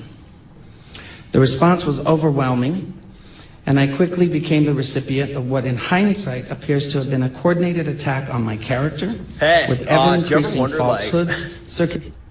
What is going on? I mean, like, do you ever like wake up or do something and you're just like, what the fuck is going on? Totally, dude. Like, you know, you don't know what's going on. Like, the pyramids could be like, you know, like space vectors to astral projection to another time-space continuum. I mean, the entire universe. Like, look at this, dude. Like, for sure. Just imagine that. All right, so are you done? Did you have your moment with the surfer dude that made tons of money as a YouTube star? Talking like that? Oh my God, Truth Tuesday is trending on Twitter. Good work, guys. Wow. Do you believe in aliens? I believe that there is life outside this earth. I don't know if it's like human or anthropod in nature. It may actually be artificial intelligence. When you think about it, anthropods are artificial intelligence systems. Anything with an anavastic response system can respond to pain, and any type of pain threshold could create and mutate into an adaptive organism.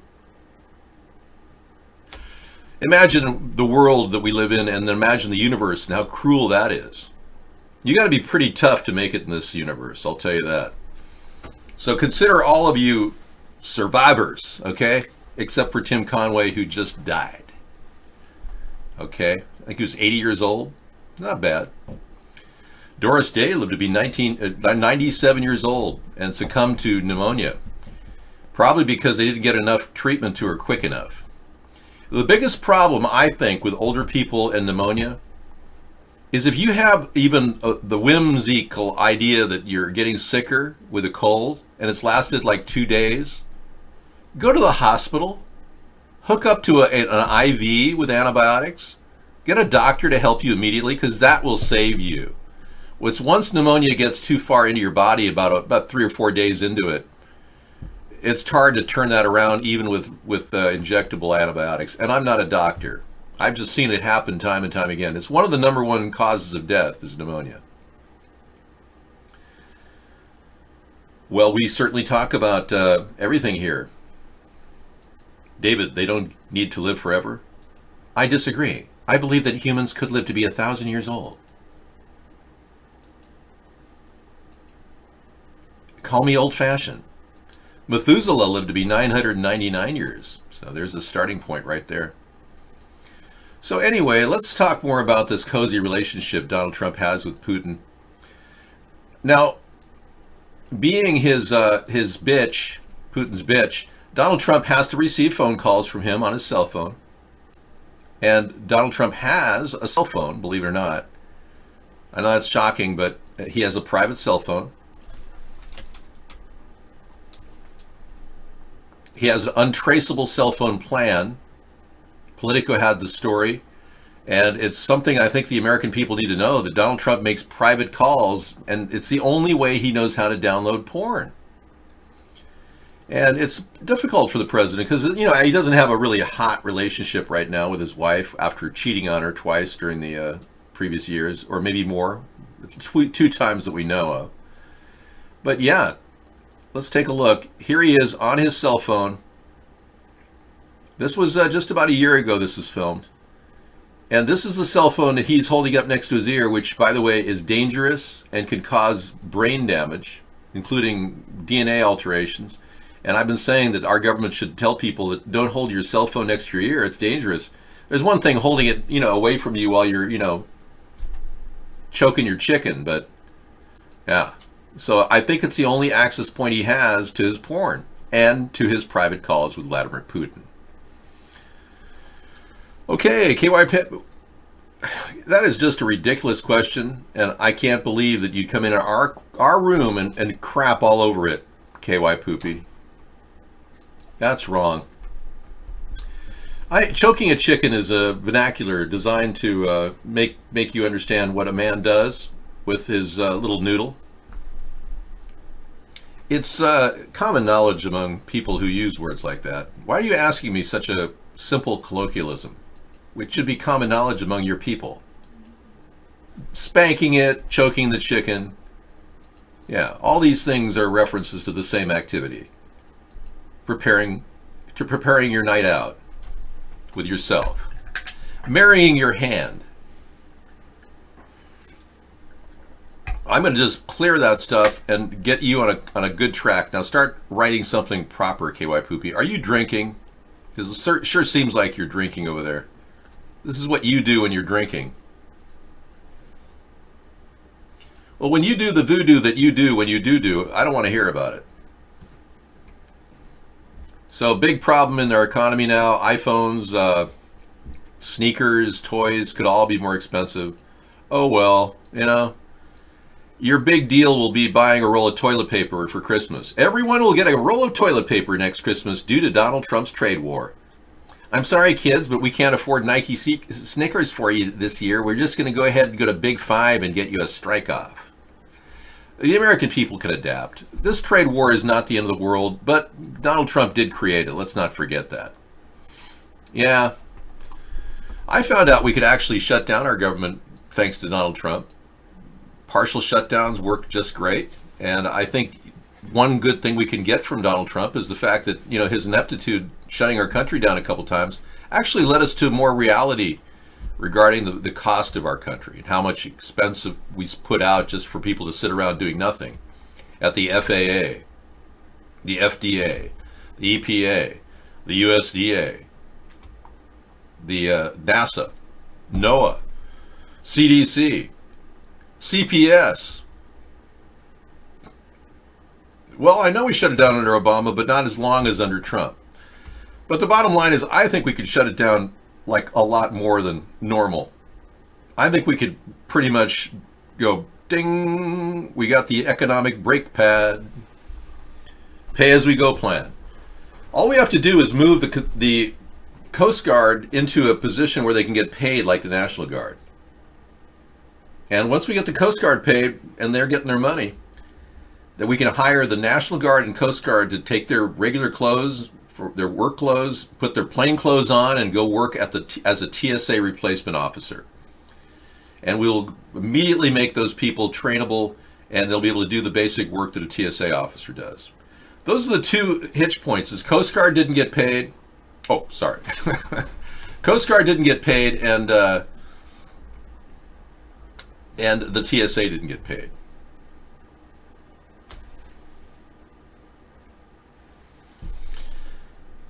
No other problems. Everything else works great.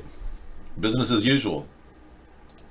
Everything is beautiful. Misanthropy came up with this story about a guy who, in case you didn't know, he was released from custody when he was in New Mexico. He and his group were caught pretty much kidnapping kids and turning them into jihadists. And there's a component to this that looks very much like this guy might very well be an operative for a military or paramilitary group, maybe even sanctioned by our government, because anybody who can get off from charges like his group did and then show up again in Alabama after New Mexico with a supposed remains of a child and an obstacle course at a suspected jihad camp in Alabama makes you wonder, is this guy, getting out? Is he like being used to create the illusion of terrorism? And I think it's a big question a lot of us are having, is how many of these terrorist events are real? He looks like one of the delivery van drivers, really. You're having a flashback? One of the most important features of So, yes, 5G will mean more cell towers in your neighborhood. So true.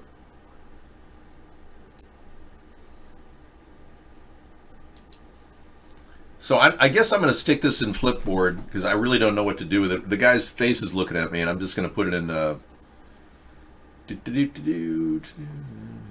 strange deaths, good living, police corruption. Police corruption because I think the police got him out. But that's a weird story. The death of this man, Cappy, Isaac Cappy, reportedly jumped off a bridge. You probably remember him from his time in Breaking Bad as an actor.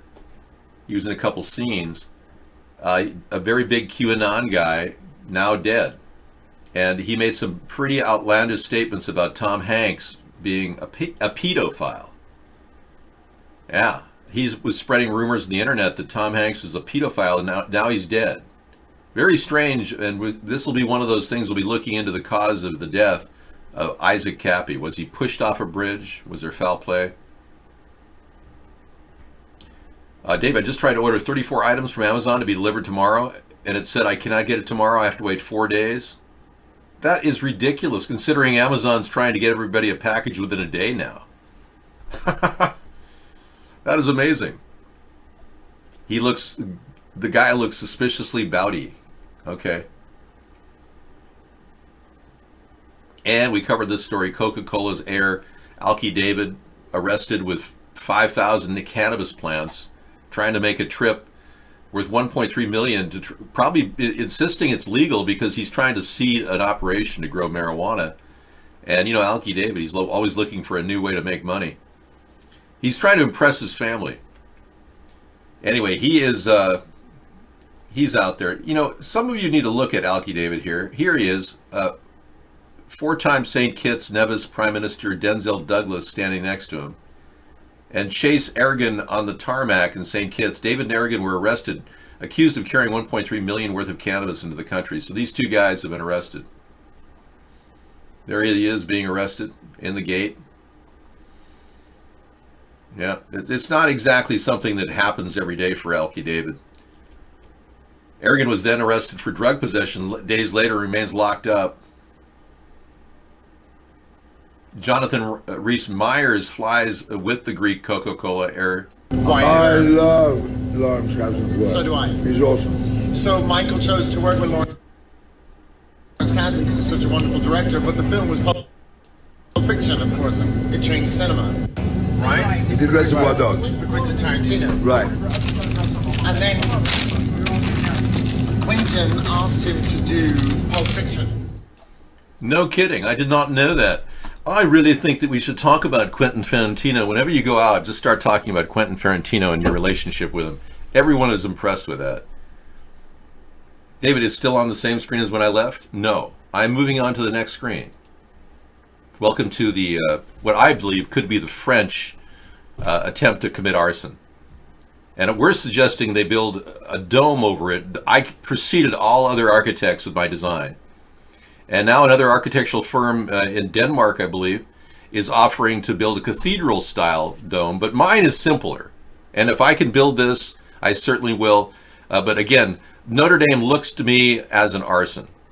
Absolute. The truth is, we have photographs we played last night of flashpoints on top of the roof, which the French refused to look at. And the French immediately shunned the video on French television of the guy that worked on the Notre Dame security and electrical system before this whole thing happened. So the cathedral went up in smoke, no doubt as an arson tool to get money. 600 million poured in 2 days. I'm not sure what their total is at now, but you can imagine what happens. 600 million comes in 2 days.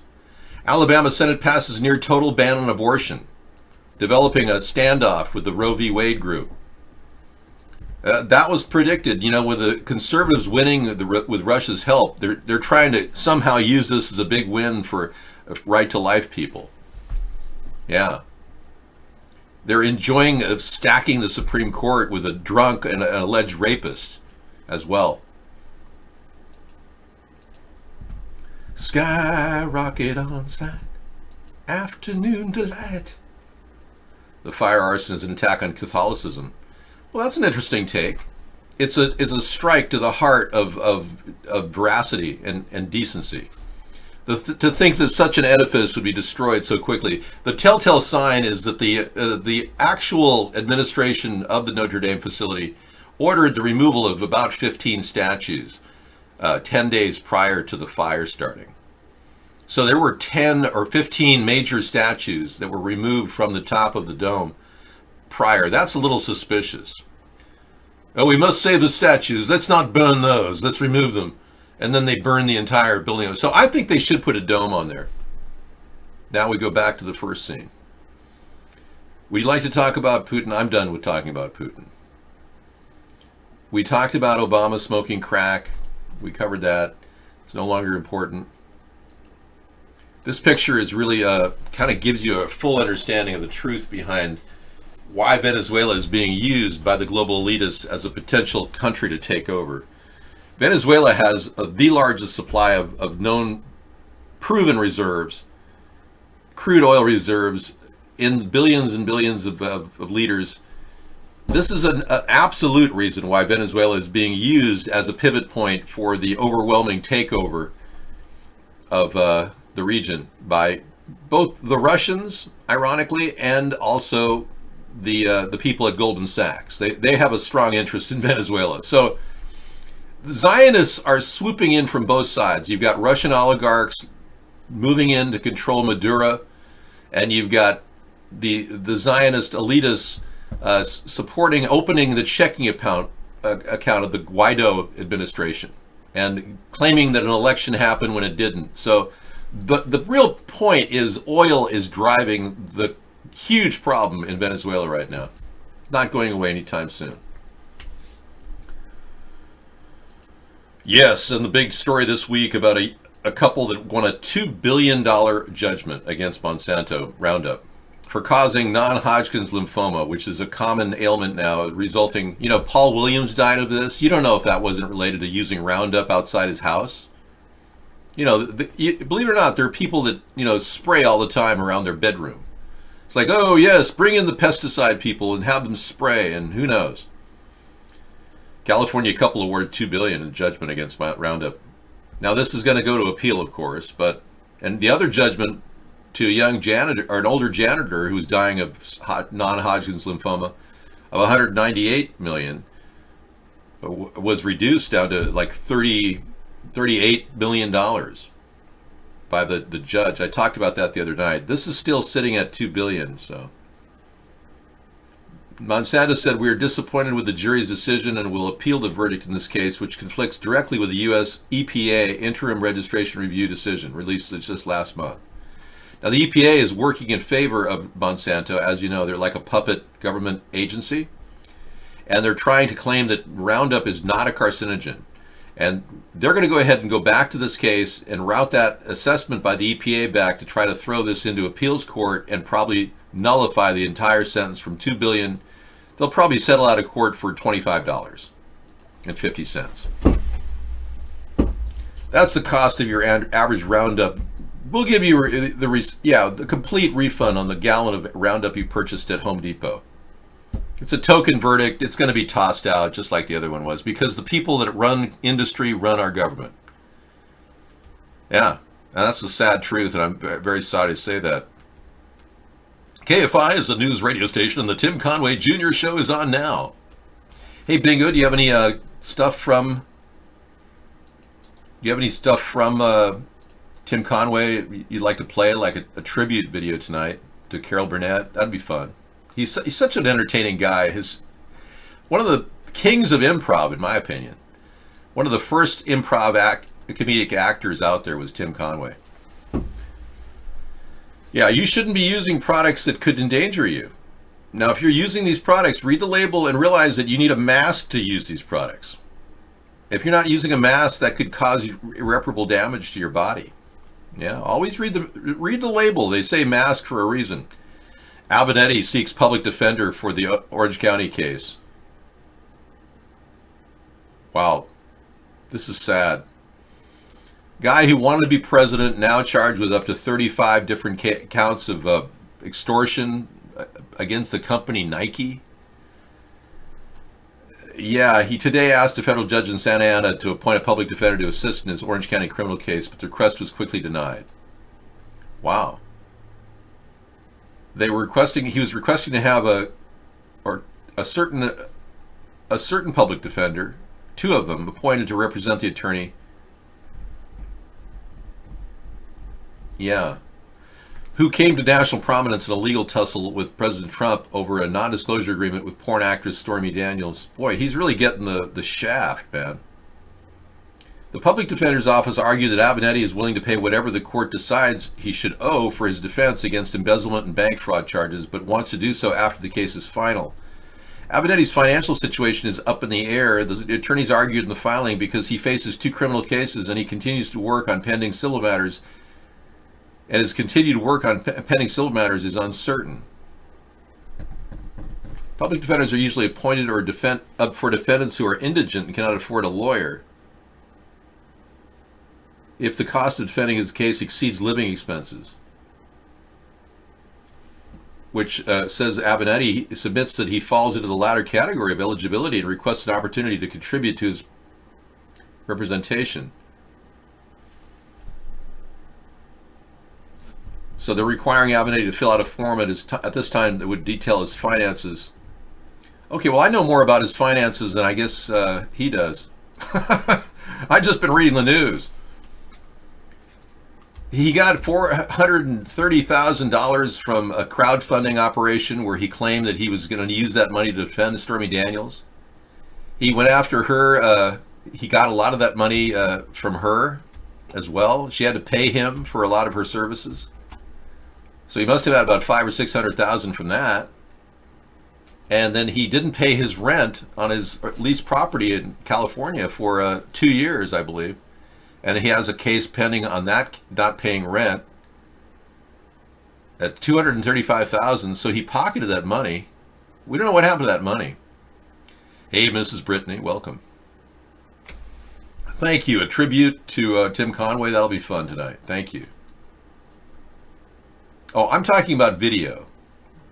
Yeah. He just wasn't into the. Yeah, that'll be hard to listen to. Maybe a video tribute, maybe some Carol Burnett loops, something like that. Hi. No, I'm not. I'm not tired at all. Feeling good. Thank you. If you're using Roundup on a daily basis, read the label. Ask your doctor if you have any symptoms of any problems to get ahead of the case so that if you file a lawsuit, you could possibly win $2 billion and then have it thrown out of court in appeals. What a nightmare. The president of this nation should be leading on this issue. Our presidents and the Democrats, none of them want to talk about the dangers of herbicides and pesticides. Thank you, Daryl. No one wants to discuss the reality that pesticides and herbicides are poisoning the earth. I do. I talk about it every night. I'm sorry, but I can't click on anything you post. In fact, who are you? Population control is real. Your doctor may just kill you. Yeah, doctors agree with all the experts who are basically siding with big industry. So you're right. Doctors and big pharma have a very tight relationship. I know. Do you know it's a true fact that the vaccine industry has been paying doctors to bring in toddlers? For every 100 toddlers they vaccinate, they get $40,000 from the vaccine industry. 40 grand for a cool 100 toddlers that you stick needles in with unknown substances that could cause irreparable damage to their brain, theoretically. Yeah. 40 grand every 100. That's a serious incentive. I have no sources on this vax information other than all the information that's out there. If you want to find out about the safety of vaccines, I would contact Mercola.com. That's by far the best study that I've seen, Whereas the CDC doesn't study the effect of vaccines because they're like 30 years out of studying anything. And this was found out recently by Robert F. Kennedy Jr., who's bucking his entire family on this issue. And I respect Robert F. Kennedy Jr. immensely for doing that.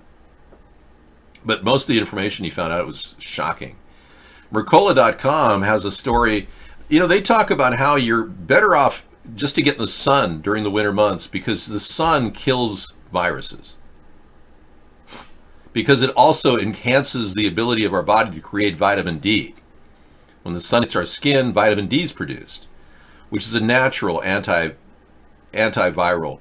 So you've got to understand, we're fighting viruses on one front with vaccines, whereas there are 3 or 4 fronts we need to look at.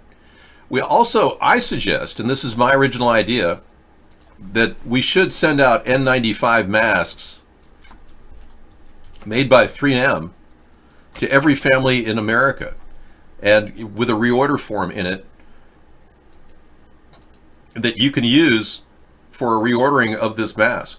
It's a simple concept, but these masks, if they're in our hands, if we have an outbreak, would be a hell of a lot more beneficial than nothing at all. So here the CDC isn't leading on this issue, I am.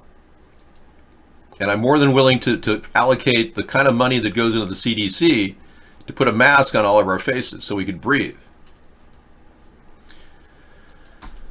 Masks are the best form of...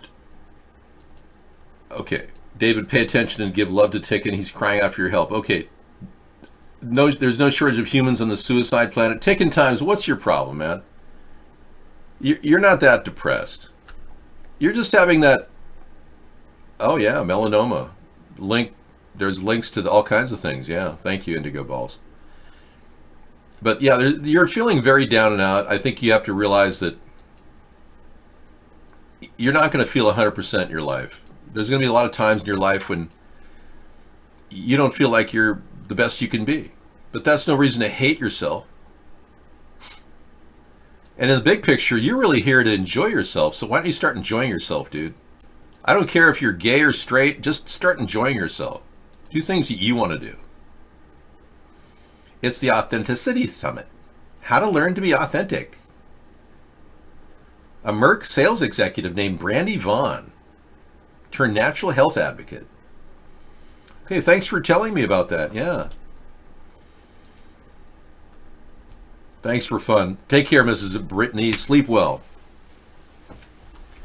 No, you don't need a class to use the mask. It's very simple. It's intuitive. You take the mask, put it on your face, and put the rubber band around your head, and you start breathing normal. I mean, you don't need a registration period and a waiting list. And these masks won't be used as crimes against the people. In fact, not having the mask is more of a crime than having the mask. No, you don't need a stinking class to take the mask, okay? Sunstar, yeah, I missed you too. Yeah, it's been a while. I'm sorry that you got kind of rousted out by those people threatening everybody in our room. Natural health people are thinking about your health too when they care about what they're eating. You just think that they think they're superior to you. I had this conflict with a woman. I made an organic meal for this woman back in the 80s because I was one of the first people to promote organic food in America.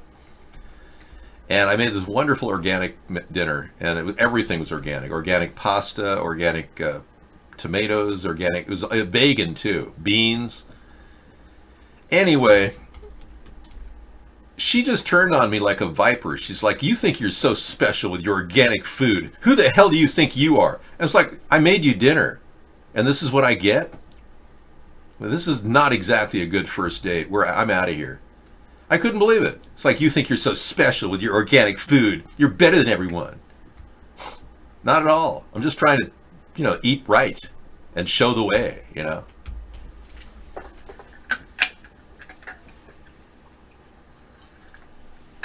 It's that same feeling when you walk into a health food store now and everyone's like, really prissy. They think they're so stuck up. I get that same kind of feeling that you're describing right here. Why are natural health people always annoying? I've always been a non-stereotypical asymmetric, non-liberal, non-conservative. People don't know what I am. I defy all labels. I'm neither conservative nor liberal. That's why I call myself a centrist. I mean, I'm definitely standing out away from the Democrats on the issue of not supporting the LGBTQ movement. But I don't want to discriminate like Trump does in the military. I don't think the transgenders deserve to be kicked out of the military. I think we could have had a place for them doing maybe floral designs for some of the suites of the commanders. Something like that. That would have been nice. But kicking them out after boot camp and the whole thing and their whole transgender experience, I don't care what they do in the privacy of their own home or if they dress in, as long as they're dressed in military approved clothing, I would have kept them on the force. Well, let's be clear. I was a big protester of the Vietnam War, yes. Let me take a look at my earlier protest signs that I constructed. I didn't believe that war was necessary. I definitely think that the Vietnam War was a mistake and actually perpetrated by lies. All related to LBJ, the Jewish president that we had. You know, LBJ we were hit by the USS Liberty during right around the Yom Kippur wartime. Prior, the USS Liberty was hit by Israel. We did nothing to vindicate the 35 deaths on board that carrier, the USS Liberty. So, yeah, I was when I was in my early days. Would you like a smattering of chemtrails with your weather modification? See, that's one of my earlier. Yes. You're a California, Louisiana person. Here in my earlier days, 9 years ago? Right, actually 7 years ago. Our goal under one umbrella, Join America's Third Party, Green Party, Libertarian, Reform Party, Progressive, Independent. I wanted to bring all those people in. In fact, we did develop the Centrist Alliance, and it was a short-term thing. We were mentioned in the Washington Post. But it didn't materialize because certain members, the National Centrist Party, for one, wanted bylaws. And no one wants any laws when they're just cross-promoting a political platform. Yeah, but I think I only remember like 5 people from this chat. That's okay. Well, you're a very newcomer, Misanthropy. I mean, I've been doing this for 10 years. You've been in the show for 3 going on 4 years? Yeah. We got some people here from 10 years ago. Pardon me, do you have any grey poop on? A monkey slaps a lion. Wow, let's take a look at that. Ah, that is hilarious. Let's take a look.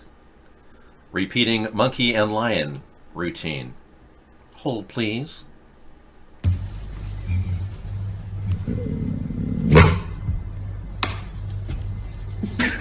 Oh my God. They slapped a lion. The monkey just slapped the lion. That's funny. Man. You just remembered Reptoid and Bingo? Well, I think you're having memory loss.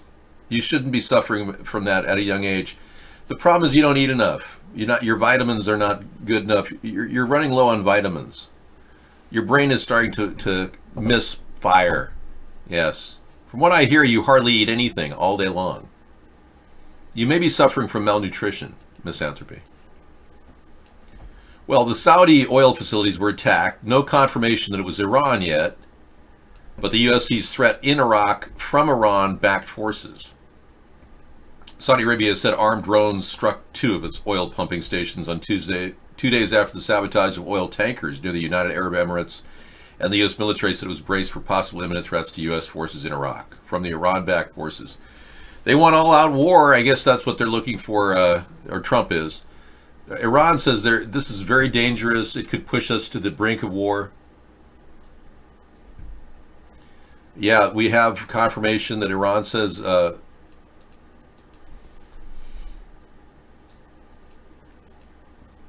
Trump's playing a very dangerous game, risking devastating war. So this is what's going on. Trump is using all this as a diversion while the Democrats are requesting documents to verify that Trump was involved with the Russians in every way, colluding and obstructing. So as the vice goes down on the collusion obstruction case, which is still pending, Trump is starting wars, just like I predicted, just to divert our attention. Pretty sad that we have such a corrupt man as president, huh? Sad day for America to have this person in there. Well, I think it was 2008, Sunstar, we started, so I think your dates are a little bit wrong, but we started in 2008, so you have been in this room since 2008. You're one of our first viewers. It's true. Very good point.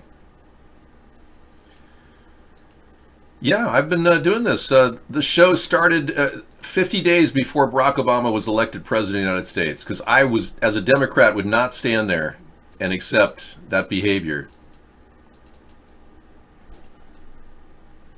The idea of a president being handpicked to be a puppet president simply because he was black and he had been groomed for the position for some time. Here I was talking to the camera after 50 days straight, 10 hours a day, really kind of frustrated that we hadn't had any response from over 200 press releases about what we did. I did know the media heard about me because I got a phone call right after that I made this video from a guy I roomed with in the dorms at UCLA. And he said, yeah, I heard you were running for president. How would you know? Because he's a journalist. That's how he found out. So there's been a direct censorship against us ever since 2008 across the country by the mainstream media. Hi, good morning. As you can see, I'm still wearing the shirt I wore last night and yesterday at Blog TV. It's exhilarating to do Blog TV. We've been having an incredible time. This is in fact day 54. I thought yesterday was day 54, but we did a recount and we determined that today is day 54 as we approach the election. And as your potential write-in candidate, David John Sponheim, I'm here to show you my hybrid electric vehicle. It's not a plug-in hybrid. That's something I want to build at the U.S. Auto Corporation that I want you, the people, to own. Check out this vehicle. Isn't that a beautiful car? Yep. Yeah, that's 2008. That was me 10 years ago. Actually 11 years ago now. No, I'm not from Australian descent, no. No, I'm of Norwegian English descent. My mother has Romanian in her ancestry as well. My father was mostly Norwegian, German. My mother was English Romanian. So that's the mix. And there's a Native American in the mix too. I think I have Algonquin Indian on my mother's side. Yes. No, not all Romanians were gypsies. Many of them were, they lived there permanently. That's why they called it Romania, because the Romans were a strong element in that region, as you can see from my Roman nose. Or take this picture of a Native American Algonquin Indian. Looks very similar to me in the face, I think. You may not agree, but the eyes are a little closer together of this man, but you can definitely see some similarity in the lower face.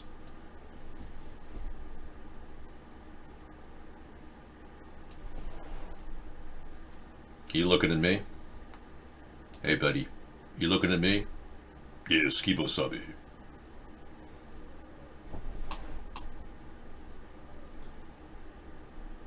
You can see I almost look like the guy here. Yeah.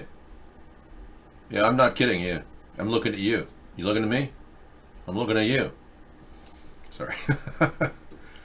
But yeah, sure. So I could have gone to Harvard. I was #1 student in my class of high school. I could have easily gone to Harvard and done very well if only I had lied on my affirmative action document saying I was Algonquin Indian, like Elizabeth Warren did.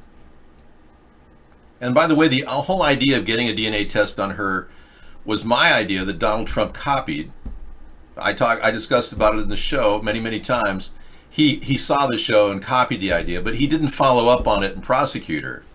I find it very weird that he hasn't prosecuted Elizabeth Warren for committing perjury and claiming she was Cherokee Indian and received hundreds of thousands of dollars in school money to go to college and to become a minority professor at Harvard, make extra money.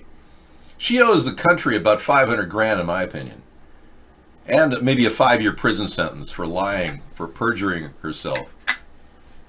She shouldn't be our president, that's for damn sure.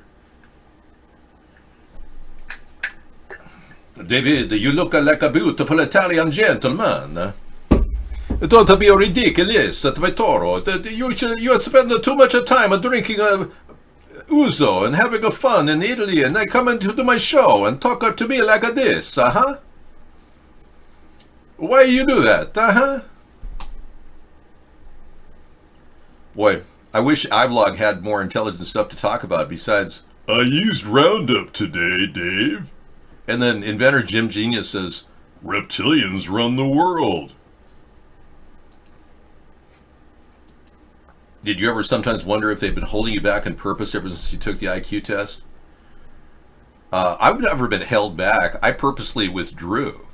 I never was held back. Nobody's held me back. Censoring me is a problem. That's holding me back. I agree.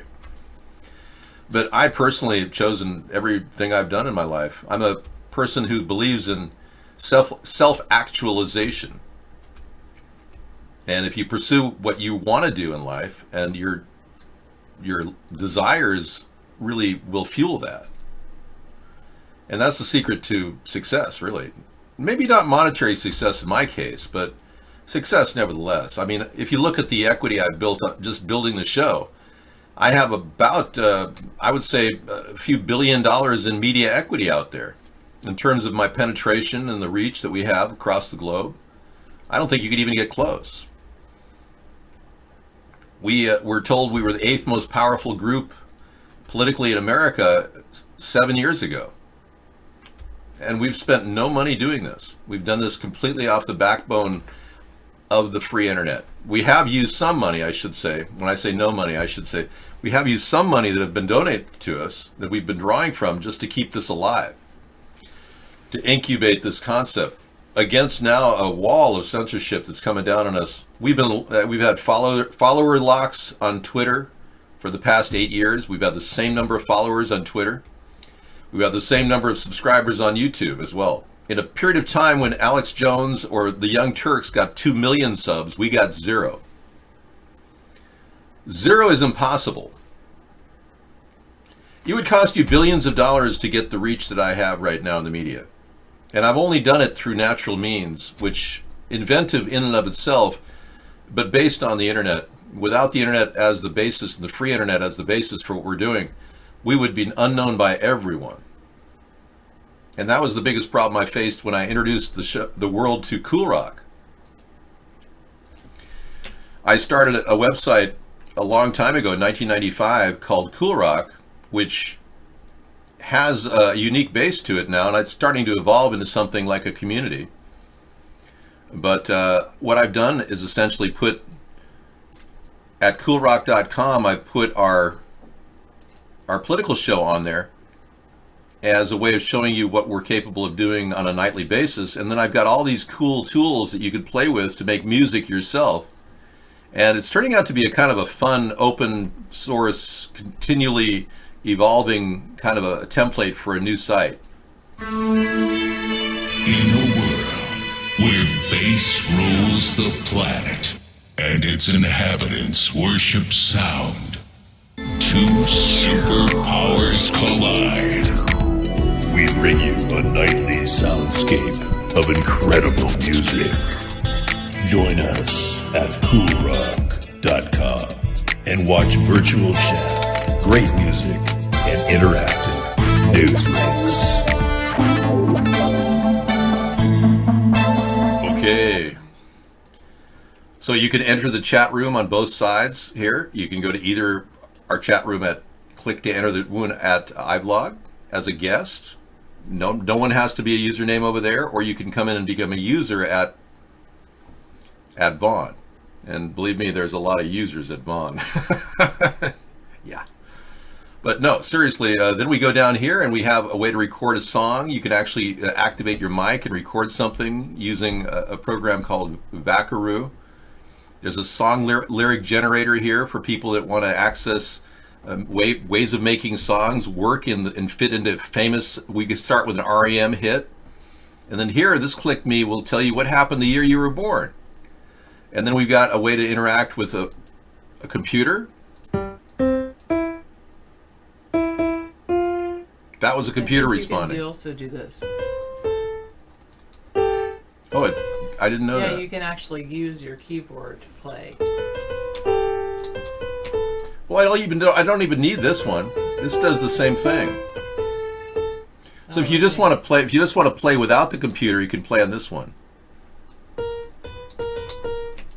I don't know. I like the other one because you can do multiple keys at once, I think. Yeah, I kind of like this one too. I don't know if you can do multiple keys. Oh yeah. That's cool. Then we have a really nice magical, whimsical harp to relax by. Have fun with that. And I've even got a drum machine here that you can play.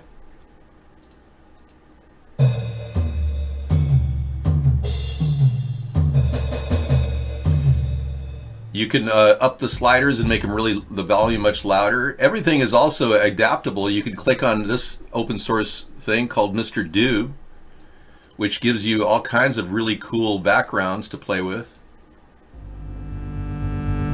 And waveforms. You can manipulate the waveforms by moving the cursor. Or you can go into this world of stainless steel plasticity, and everything are lines in a different array, and you can control it. This is a kind of a psychedelic experience. Everything about Mr. Doob is psychedelic in my opinion. Then we've got this cool tool to check out all the states of the United States. Here you can find out about Ohio. It'll tell you all about it. The land we call Ohio today was part of the Northwest Territory that the U.S. won by defeating the British in the Revolutionary War. It was admitted into the Union as a 17th state in 1803. And then, no, Mr. Doob. Yeah. And then this is really cool. This is the news from 3 different sides. Yeah. So that White House, it says here, the White House, and you can move every page here you want. This is your page to customize. This is a very unique platform.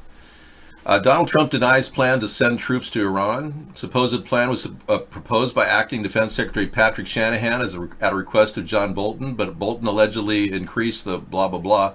And that's the right but wing. Then there's like 3 different things. See the red? Yeah. The White House reviews military plans that would include massive troop deployment to the Middle East. Right. Then there's a center view. Trump denies the U.S. plan to send 120,000 troops to counter the Iran threat. And the liberal view, White House reviews military plans against Iran and echoes of Iraq war. Yep, it's phrased in all 3 political directions, both left, center, and right. So like I said, you can get rid of all these links, no problem. If you don't want anything on the page, you just completely get rid of everything. You know, anything you don't like, you can just get rid of it.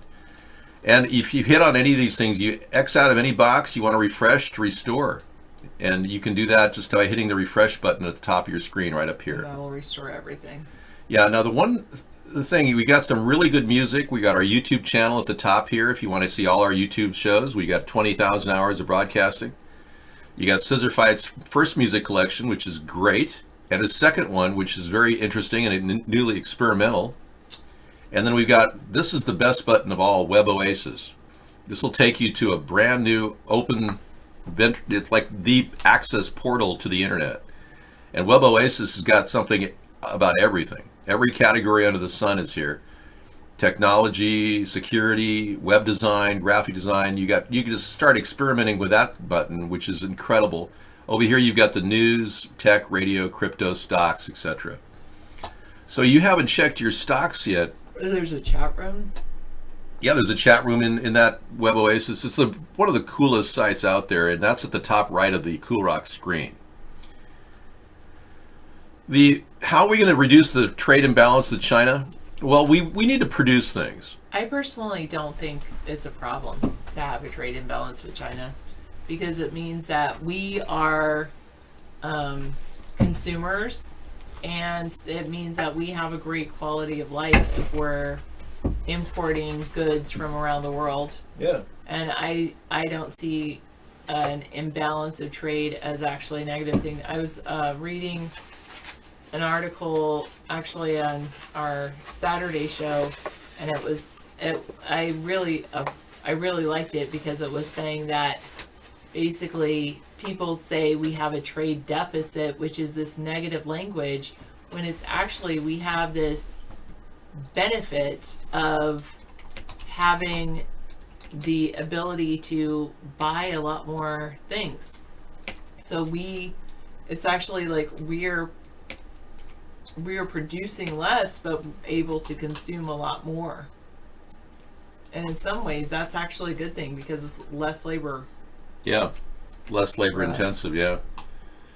I am going to give you the link to Cool Rock there if you didn't know where to find the link. It's coolrock.com. If you want to find our link to that, go right ahead. I'll put it on the screen. That's a great way to have fun and watch the show at the same time. And it is completely safe. Even though it says an unsecure site, we just don't have an HTTPS on it.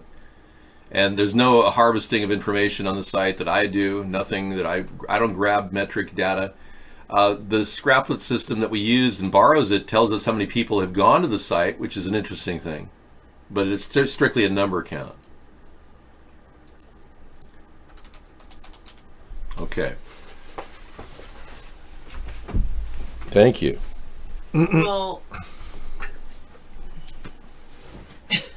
I really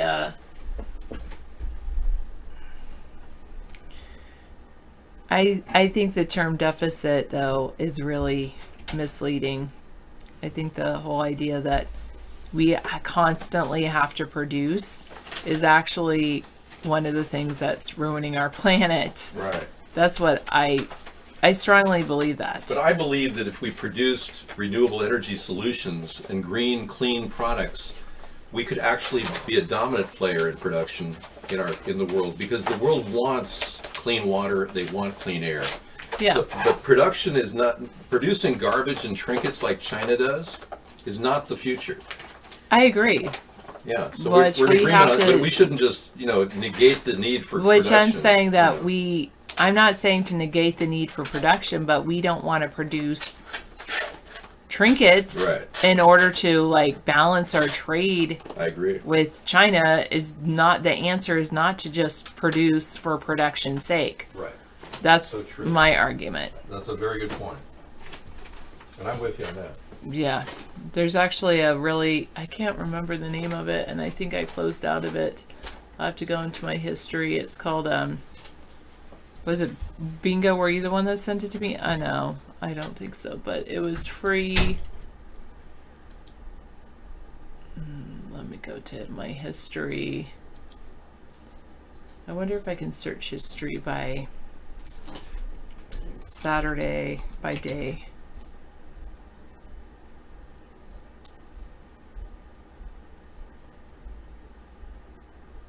Or what was Saturday? I'll have to look at my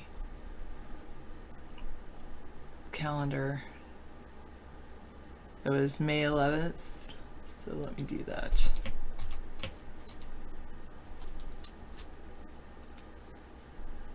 They do build high tech in China as well. I agree with that.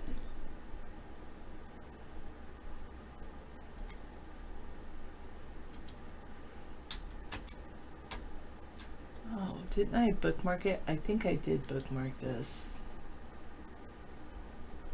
Economic education, yes. Oh, and there's one, but that's Forbes, I think. Yeah. This is a very good site. I personally like a lot that someone gave to us on Saturday. I forget who sent it to us, but it's called the Freedom for Economic Education, or Foundation for Economic Education, and it has a lot of great information, and on here was an article I was reading about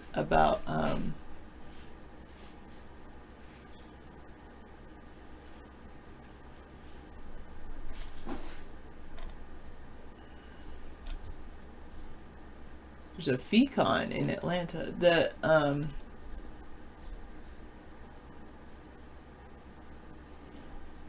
idea about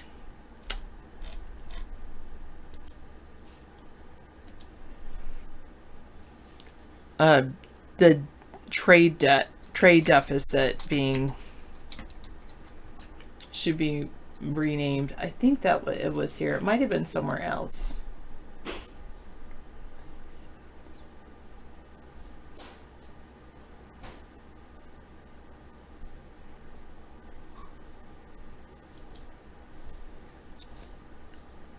This might be it. Understanding Trade Deficits 101. This one says politicians should ignore the trade deficit and focus instead on preserving the dollar's special status as a reserve currency. That's probably really good. March 22nd. Daniel Mitchell. This wasn't the one article I was looking at, but it's probably pretty similar. But yeah, I have to say I really like that. Like that website.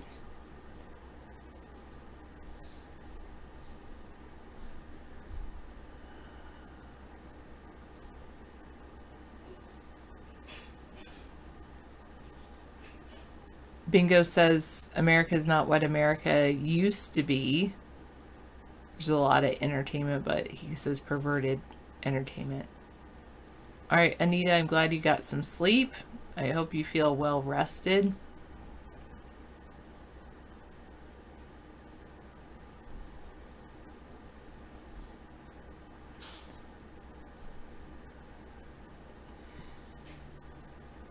Well, but I do like what this says. Simply stated, trade deficits are largely irrelevant. Here's a short video explaining the trade deficit. And it expands on a 1 minute video from last year. There's a video about protectionism.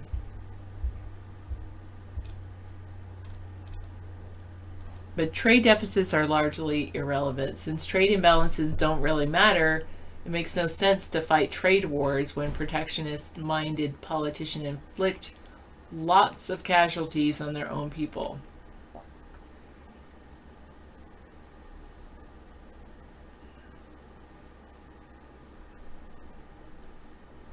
A trade deficit is just a bookkeeping entry. It's not a debt that has to be paid. Countries don't trade, people do. Americans are no more harmed by the trade deficit with Germany than you are by your trade deficit with Kroger. Trade deficits or your local shopping center. Trade deficits are not really driven by consumer behavior. It's true many Americans prefer German cars and French wines and cheap electronics and t-shirts made in China, but trade deficits mostly are the result of several other causes. Macroeconomic factors like tax policies and savings rates, the strengths of a country's currency, and most important, its attractiveness to investors. Americans are enriched by trade, not victimized by it. More trade is associated with more prosperity. There's no link with trade balances. Trade deficits are not a sign of economic trouble. Trade surpluses are not necessarily a sign of economic health. The last time the U.S. ran a trade surplus with the world was 1975. That's when our economy was in shambles. Britain ran a trade deficit from Waterloo to the Great War, a century marking the height of its power.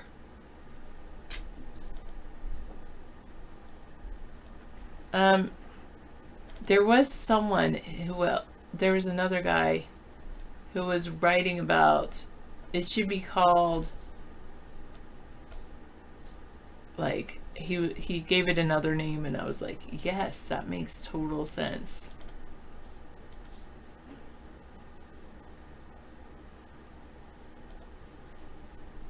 All right.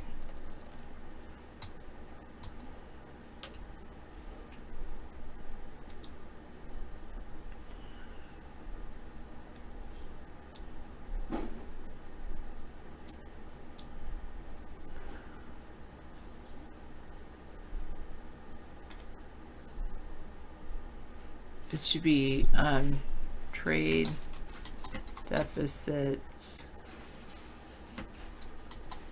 positive.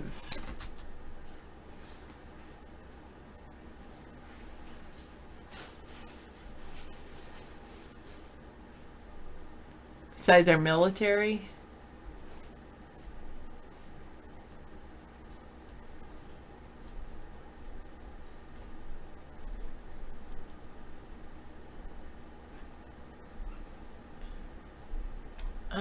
Maybe I'm gonna go to my history and see where that was.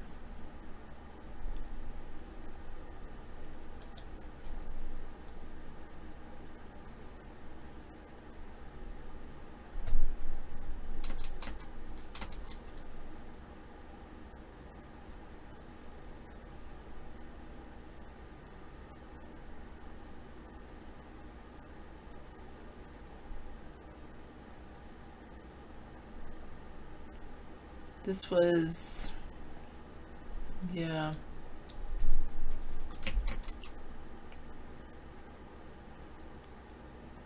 Oh, here it is. This is the article I think I was looking for.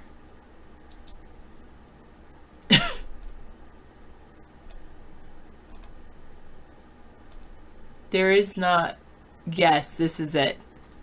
The trade deficit is not lost money, it's gained consumption. That's a big thing, is people think when there's a trade deficit, usually like when they're balancing their budget, if there's a deficit, that means they've lost some money somewhere. Well, that's not the case when you're talking about trade. It's just comparing how much the U.S. is selling to other countries or exporting versus how much they're importing. And if we're importing more than we're exporting, what we're gaining is consumption. We're consuming more. We have more. I would argue that it increases our. It definitely increases our living standard. Is having a trade deficit actually increases our living standard. You don't, okay. I am in Washington. Where are you, Lou?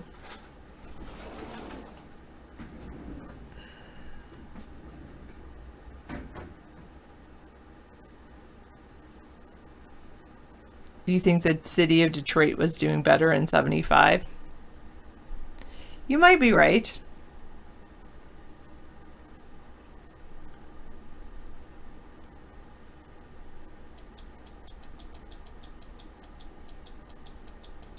There's a lot of things that we have gained, though, in consumer items, specifically with electronics.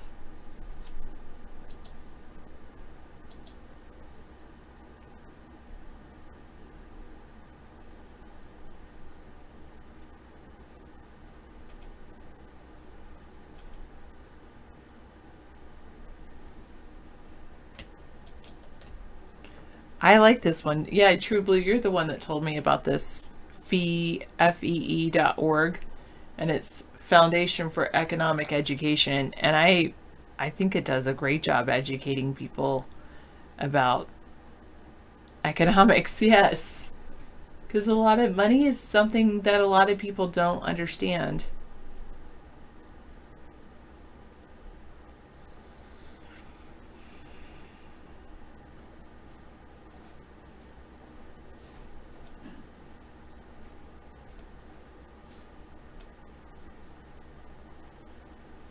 Oh, this is cool.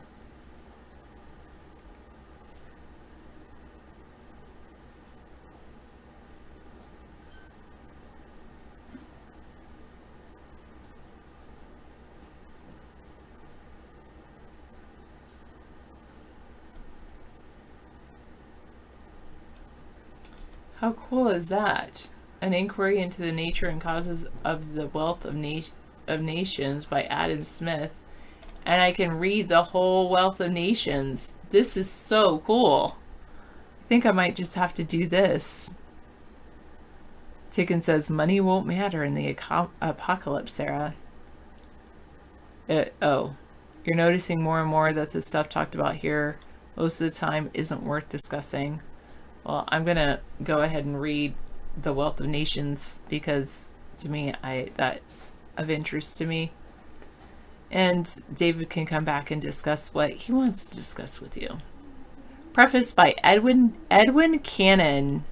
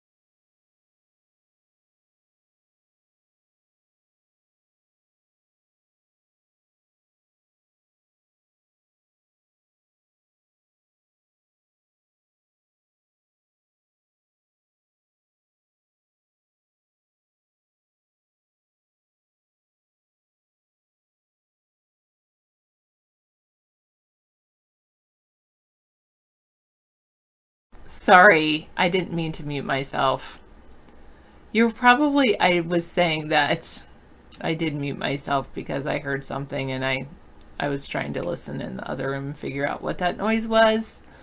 And then I forgot to unmute myself when I figured out what it was, that it was just David writing or scratching or something. Anyway,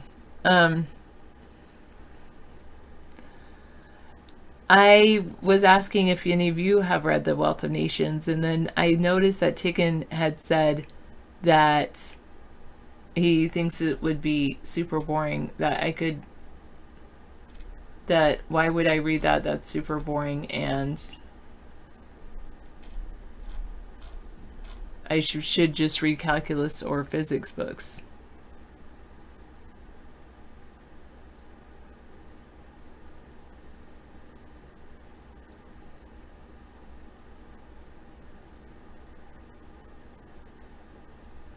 Oh. I think that would be great behavior, but you're right. David, of course, would never do that.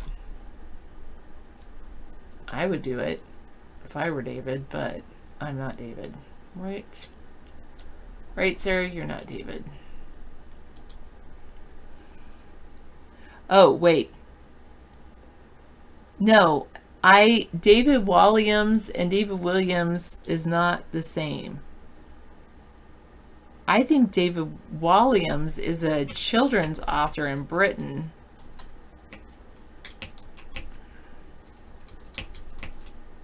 And he has some excellent books.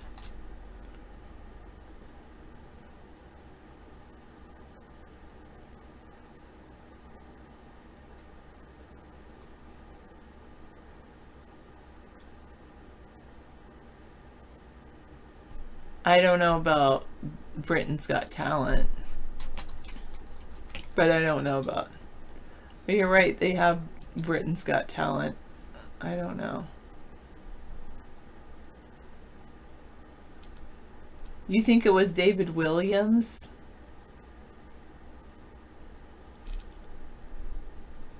Okay, I'll change it to David Williams.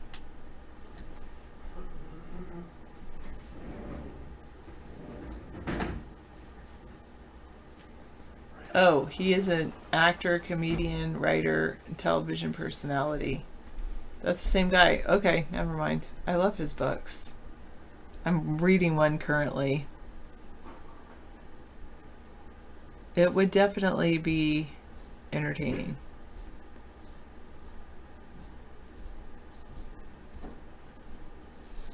Okay, you might be right.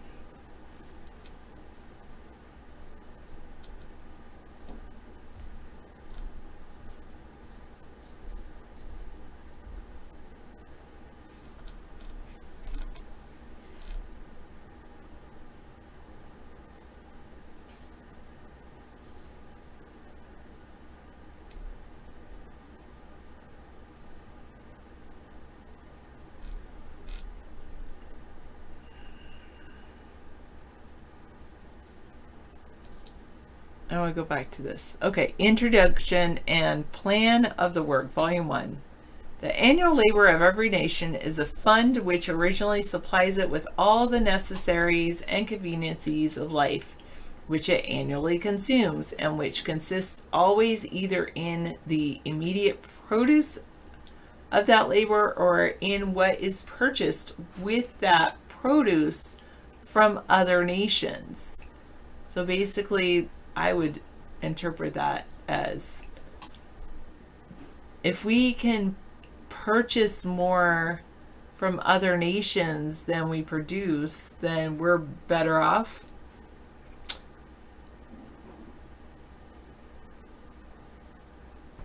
That is David to a T. Have you ever, did you ever listen to the LibriVox book, How to Analyze People on Sight?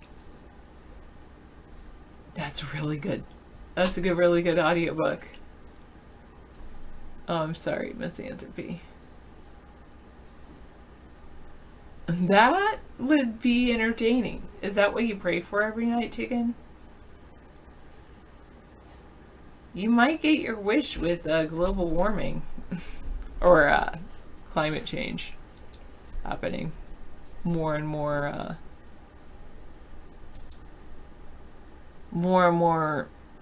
dramatic weather events are happening.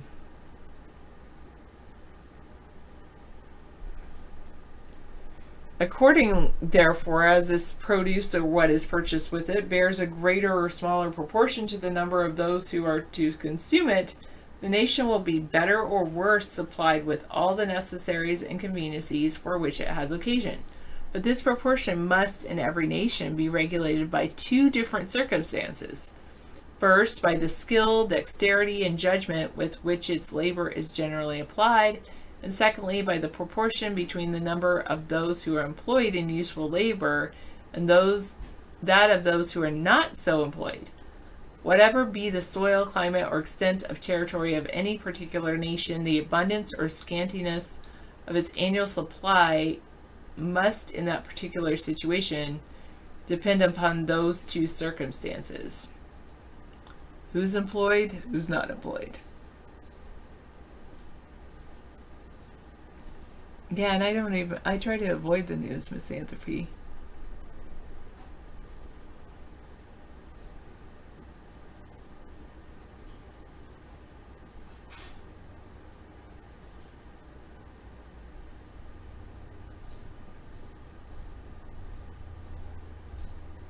You could be right. True Blue said we produce tons when we have a good manufacturing base prior to outsourcing, which curses us in the long run. We're suffering now from short-term profits of corporations by selling out America to China, Mexico, greed, in my opinion. Moving on. The abundance of or scantiness of this supply, I think, of labor, or is that the soil, climate, and extent of the territory? Anyway, the abundance or scantiness of the supply, too, seems to depend more upon the former of those two circumstances than upon the latter. Among the savage nations of hunters and fishers, every individual who is able to work is more or less employed in useful labor and endeavors to provide, as well as he can, or she can, the necessaries and conveniencies of life for himself or such of his family or tribe as either too old or too young or too infirmed or to go a hunting and fishing. Such nations, however, are so miserably poor that from mere want, they're frequently reduced, or at least think themselves reduced, to the necessity sometimes of directly destroying and sometimes of abandoning their infants, their old people, and those afflicted with lingering diseases, to perish with hunger or be devoured by wild beasts. Among civilized and thriving nations, on the contrary, though a great number of people do not labor at all, many of whom consume the produce of 10 times, frequently of 100 times more labor than the greater part of those who work, yet the produce of the whole labor of the society is so great that all are often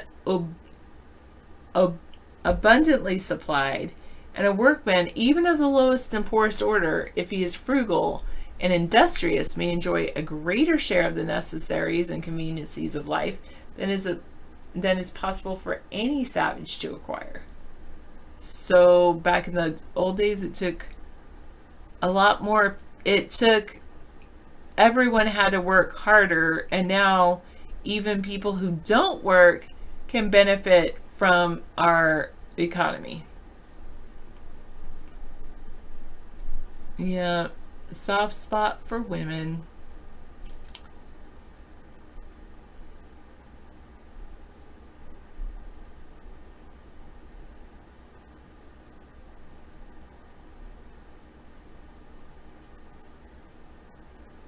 I think people not working and still benefiting is a good thing.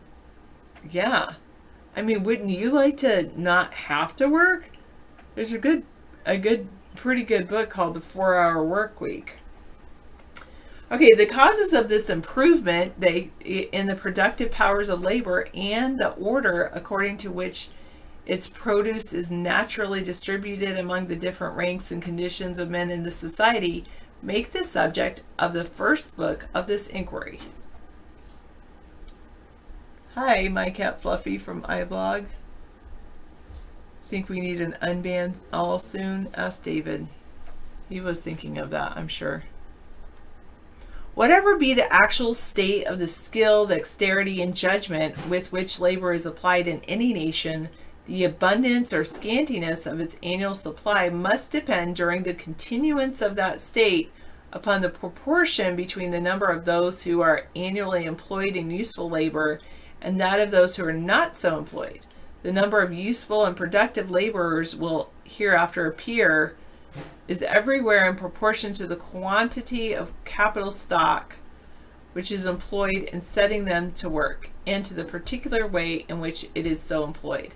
The second book, therefore, treats of the nature of capital stock, of the manner of which it is generally accumulated, and of the different quantities in labor which puts it into motion according to the different ways in which it's employed. Okay, thank you, Lean Fire.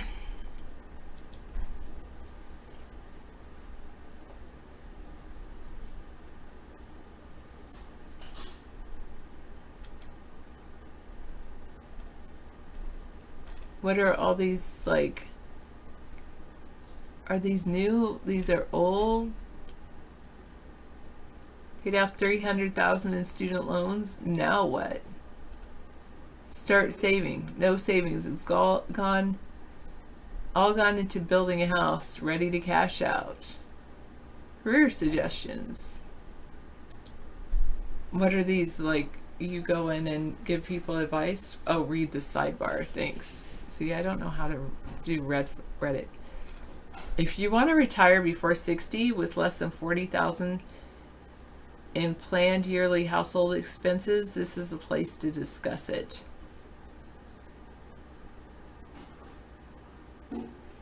Fire financial independent, retired early. Lean Fire doing so with household expenses as less than $40,000 or individual expenses less than $20,000.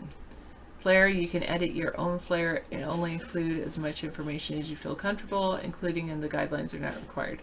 You know what? I totally could give people advice on that. Because it's all about how much you perceive that you need. And I was thinking about how all of my recent interests all relate together. I've maxed out. I've done really well economically. Let's just say that. I'm not a millionaire yet, but I've done well economically because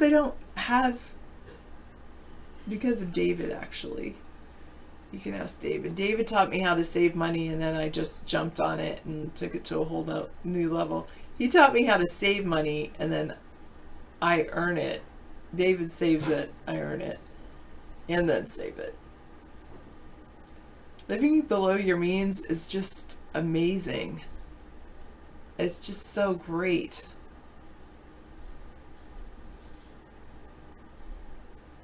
I literally put aside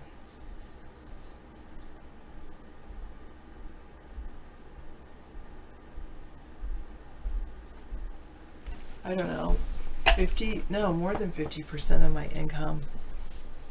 You're saving. It's easy. You can do it too. A woman dating a guy that has a house. Yeah. Yeah. You can do it too, yeah. That's already paid off. Wait, was that another person on Reddit, or are you mocking me, misanthropy? No, I mean, you're really doing the right thing. I'm dating a guy that has a house that's already paid off. That's why.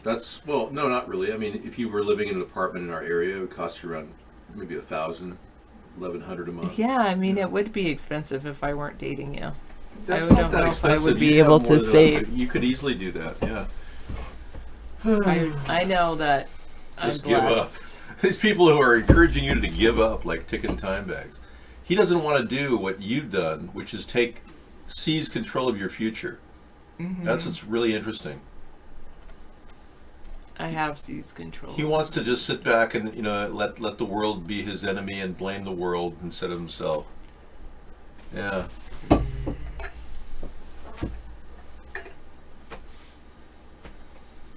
Well, the Social Security system would have been better if unborn fetuses had lived. I don't know if that's true. Not necessarily. The Social Security system might have been better, but in fact, crime would have been way worse. Yeah, we have 97 million people purposely unemployed in America. That's 45% of our population. Not 4%, like Trump would like you to believe. 45%, nearly 50% of our country is unemployed. But that's actually I'm reading The Wealth of Nations by Adam Smith, and it sounds like in that book, that's actually like the way to determine that your nation is wealthy is actually a high unemployment rate. I know. Because if you think about it, he was saying all of the, in the savage nations or before a time that all these people had to struggle just to like live, and so everybody had to be employed that could be employed in order to feed the tribe, and that if not enough people could feed the tribe, they would leave their sick people and old people and even their infants out to die because they didn't have enough people working to feed the tribe. So they would create like a Skid Row in every city in America where people poop in the streets? That, I personally think, did you actually see the Seattle is Dying show? Yeah. Did you watch it? I did. And so for me, that has way less to do with like, that's a choice people are making. Most of it is a choice people are making to do drugs and to leave the tribe.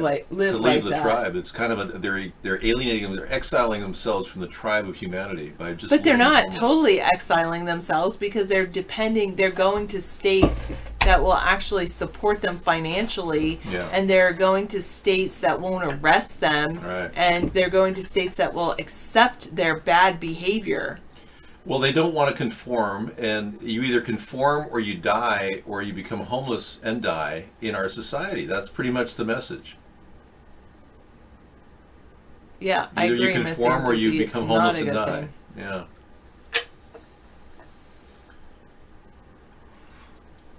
I think it's a sign of our greatest strength that so many people are watching TV and have refrigerators and air conditioners in their house and have electricity. I mean, we really are an evolved society, and I agreed with your earlier point about that. We really have created a certain equity in our ability to survive on less because so many of our people are seemingly unemployed. Or there's a hidden economy. And there's too. Always that like we've been. There's like I think I'm like having my mind blown recently because there's a lot of things that I'm changing my knowledge on, not my beliefs, but my actual real understanding of how things work. Like we always were told like a trade deficit is a bad thing. But when you really think about it, a trade deficit means that we're consuming more than other countries are than we're putting out. We have a lot of buying power. I'll tell you. That's and great. So we don't have that's actually a good thing where we were told it's a bad thing. And then unemployment is actually like high unemployment rate can actually show that our country is doing well. Yeah. Ironically. So Trump's low unemployment rate, it makes it seem like our country is really doing poorly because so few people are unemployed. So many people are employed because like 200 million people are actively employed in America. That's a good sign, but it's also a bad sign because it means they got to work their ass off to cover their rent to barely make ends meet. They say 65% of our population is $500 away from going on the street. Yeah, that's true. So we really have a lot of debt. We need to get more basics covered. That's my point. Getting housing back on track with our homestead renewal plan. These are the ways to build up our economy, in my opinion. Housing. I wonder if it's like there should be a term. Is there a term for people that don't work but aren't technically unemployed because they're not seeking work? Like those, I always wondered about that. Like the people that are choosing to not work. Right. There's a difference between people that want to work and are actively looking for work and can't find work. That to me would signal a bad economy versus a whole bunch of people that really don't want to work and they actually have their needs met, so they're choosing to not work. That actually would be a signal of a good economy. Theoretically, we are sitting on a lot of equity insofar as we have one of the most beautiful nations of all the world, all the world's nations. So in a way, our population could theoretically consume 25% of the world's resources and have 7% of the world's population, because we are sitting on one of the primest properties in the world. We really are. So we already have a lot of equity in our country. All of us as citizens could really kick back and just not worry too much. Because the world, the harder they work to produce goods and widgets and things that other countries want, like China is producing widgets and what other countries seem to think they want, they're also creating a massive environmental catastrophe in China by trying to compete with America at this game. So in a way, it's a tactical error for them to do that instead of moving toward what we're moving toward now, which is a sustainable economy, which is much more practical even for a country the size of China or India. So we have to move, I think, as a world society toward a sustainable way of living where we recycle a lot of the products that we're using without having to cost the economy too much.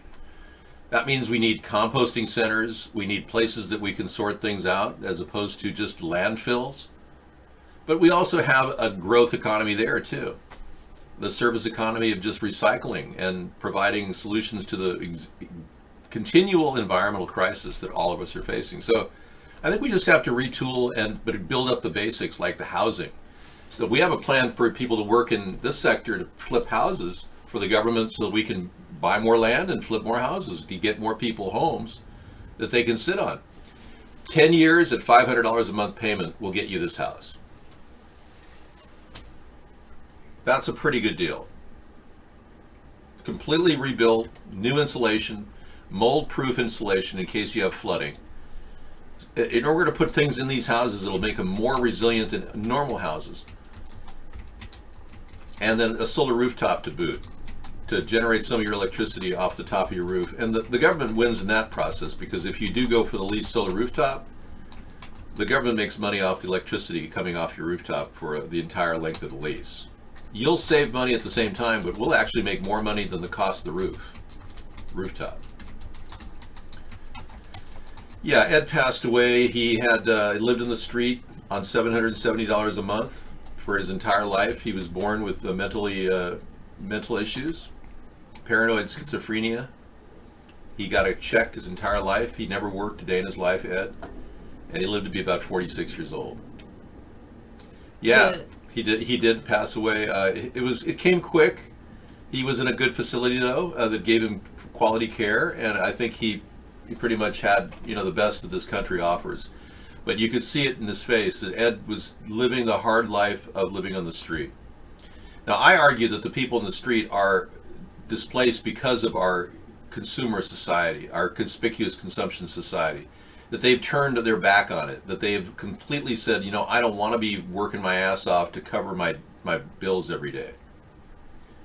And they've gone in the opposite direction where they don't want to be told to do anything. So we actually have, the General Welfare Clause has a requirement for our country to actually provide them with something in terms of either tent cities with some facilities to go to the bathroom, which I think would be the bare minimum, which the Democrats are not doing in cities like LA, San Francisco, Seattle, Portland.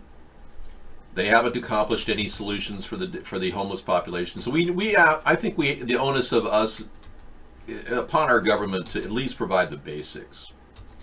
Without having to stress too much on the taxpayer dollars, we'll rely on philanthropists to donate money to this cause. Initially, we'll get some of the mobile service units deployed. But truly, we have to put our money directly into something as opposed to just having some contractor bid on it and get a huge contract. We're going to have to actually build this ourselves. The government's going to have to do this. Because if we go through contractors, there's too much money in the fleecing process, as you can see from Donald Trump and the way he's handling this border problem. Instead of solving the border problem, now he's doing exactly what Obama did, moving people from one place to another, like rendition. And these people are displaced. There's 4,500 kids missing. He didn't build the fence. He's waited too much for the money. He just should have built the fence like I suggested. You're doing this for a logic class at WGU? Wow. Are you creating it?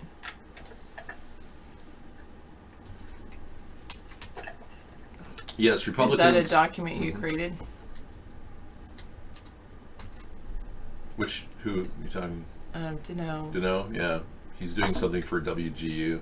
But I really like this because I've seen the critical thinking skills and I've seen the list of like label, state, blah blah blah. But Yeah, those are interesting. Yeah, did you create the visual graphic or did you grab it from somewhere? you're writing a paper on it, using that as a visual graphic. I do like this visual graphic a lot. I would like to save it or something. Well, just right click and save it. Save image as and stick it in the. I think pictures. Just go to pictures in the main drive, right there. Yeah. School. There you go. No, you're not on the main drive. You're on the auxiliary drive, but you can put it in the auxiliary drive. I'm just gonna put it there. All right. Because I do like, I had seen the list of critical thinking skills set up like that. Yeah. But I hadn't seen the question stems, which I really do like the question stems. Good. Some of the question stems, though, under analysis seem more like the ones that would be under comprehension, where analysis should be more, they should delve deeper.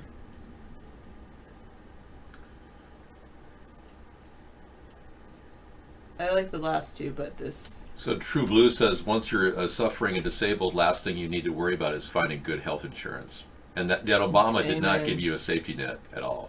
I would have rather had a public option. My focus was getting people basic health care coverage with a public option that the government Medicaid funds would have covered. Would have been a simpler solution to the single payer plan, which draws from health care or from extra payroll taxes.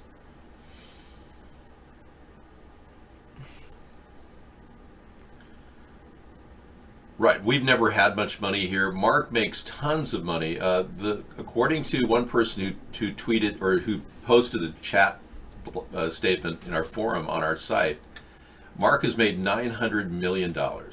That's according to somebody on our site. You can go there right now at americasthirdparty.com and look on the C box. You'll see a posting from someone who said that Mark has made $900 million. That means when I say the value of our media equity is a couple billion, they've already spent nearly $1 billion to try to stop us.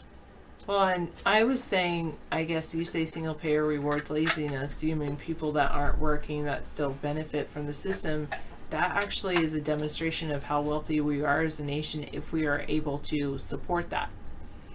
If we were able to give health care to everyone, regardless of whether they work or not, that would be a huge sign that we actually are a wealthy nation. It would be, and that's why I was going for the public option that we could absorb Medicaid into. You know, what I was hoping to do is lower the cost of health care significantly, and the Democrats don't have a plan to do that. Thanks, Sarah, for coming in and doing the show tonight.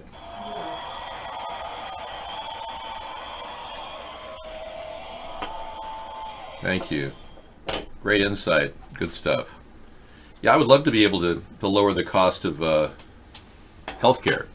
I think we're getting gouged by doctors who somehow blame the system when they graduate for having charged them a lot of money for medical school. So they automatically come out of the mill resenting their job and wanting to gouge everybody that walks in. So they become sociopaths, and everything they say to you is just basically smoke and mirrors to milk you along for more money. I don't like insurance companies. The private ones, I believe, are competing very well, but I don't like them in general because it's a game to them.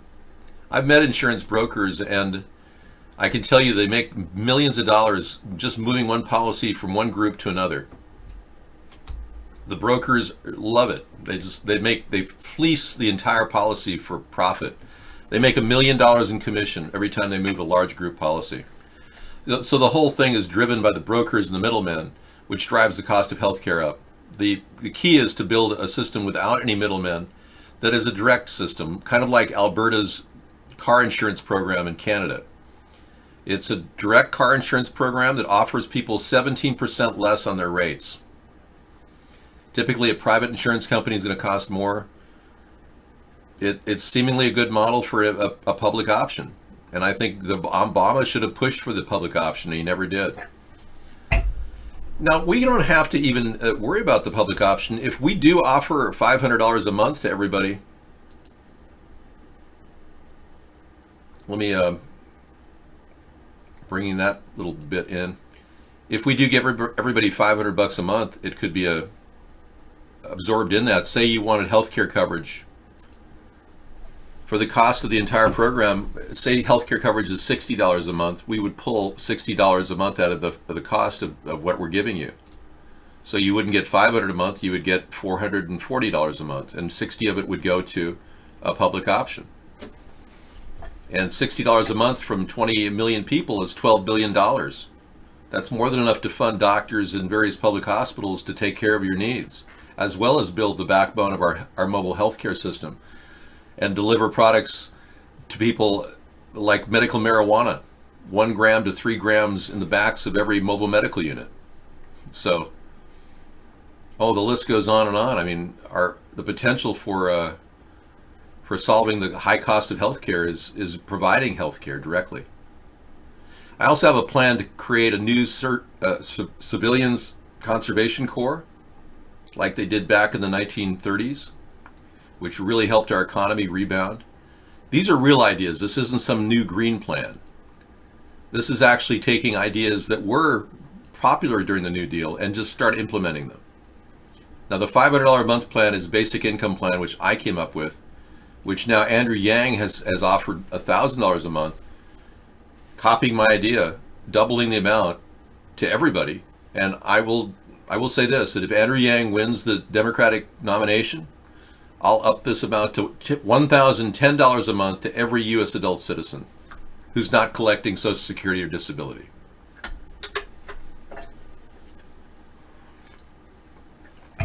And I will up all disability to $1,000 a month, $1,010 a month. So we'll bring up all disabilities from $770 a month, which is some cases what Ed got, $770 a month, or he would get the equivalent of about $800 a month. We would bring it up to $1,010, $1,010, just to beat Andrew Yang at his little game, if he indeed wins the Democratic nomination, which I don't think he's going to do. It started at $400, we went up to $500. If it gets through Congress and we get $500 a month to everybody, I'd be happy with that. But Yang totally took my idea of basic income and act like it's his own. And we've got a design that will help the country really stay within budget at $500 a month. It shouldn't cost more than $700 billion total per year to finance this. And my plan will eliminate people on welfare over time. Yeah, and single payer is like Medicare for all, which is completely bad for our country, is going to cost us 7.5% for the employee and 7.5% other paycheck from the employer. It's terrible.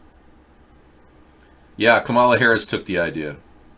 She's calling it a $5,000, now a $6,000 tax credit. Yeah, she's a $6,000 tax credit at the end of the year, which is $500 a month. And I had upped it to $505 when I heard that Kamala Harris was merely giving a tax credit, that I brought it down to $500 a month, and I'm staying at $500 a month because it's practical. I know that you could get a tent for that and start working at the Civilian Conservation Corps, making $10 an hour to start. I'd like it to be $15 an hour, but we are going to cover your lodging. So we have the ability to create pretty cool things. I'm thinking containers could be used to create lodging for a lot of the CCC workers. And the first job for the CCC will be to go to the border. Hang on. We need to get down to the border and get containers. At least the CCC could develop the containers in the container wall. So say we want to carve out a living area for a transient illegal aliens. That's a perfect job for the CCC. And this total border fence could be built by illegal alien labor. We have 400,000 people in our prison system right now who are illegal aliens. We could do this within the whole budget of $1 billion.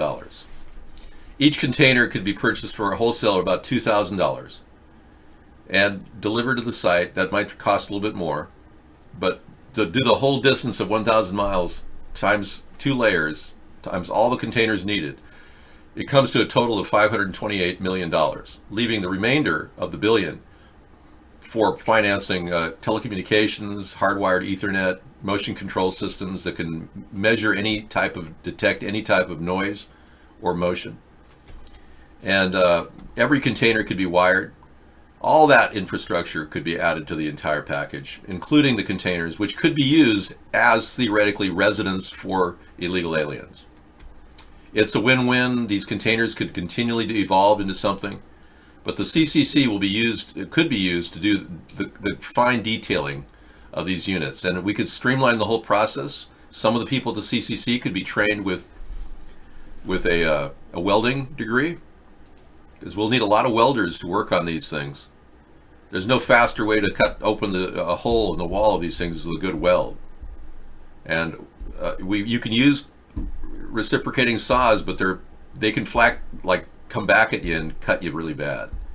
So a welding torch is much better to open up the doors and the windows. And then we come in and mass produce container homes along the border.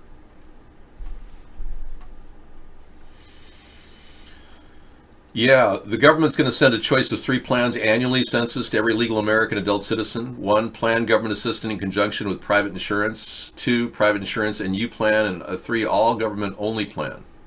That's nice. Pope Francisco lives behind the Vatican wall. He can't be such a hypocrite as to say that walls do not make friends.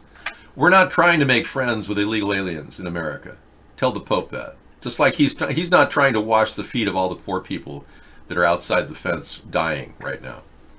If Pope Francis could get busy and start healing the people, laying on of hands, that would be a good move.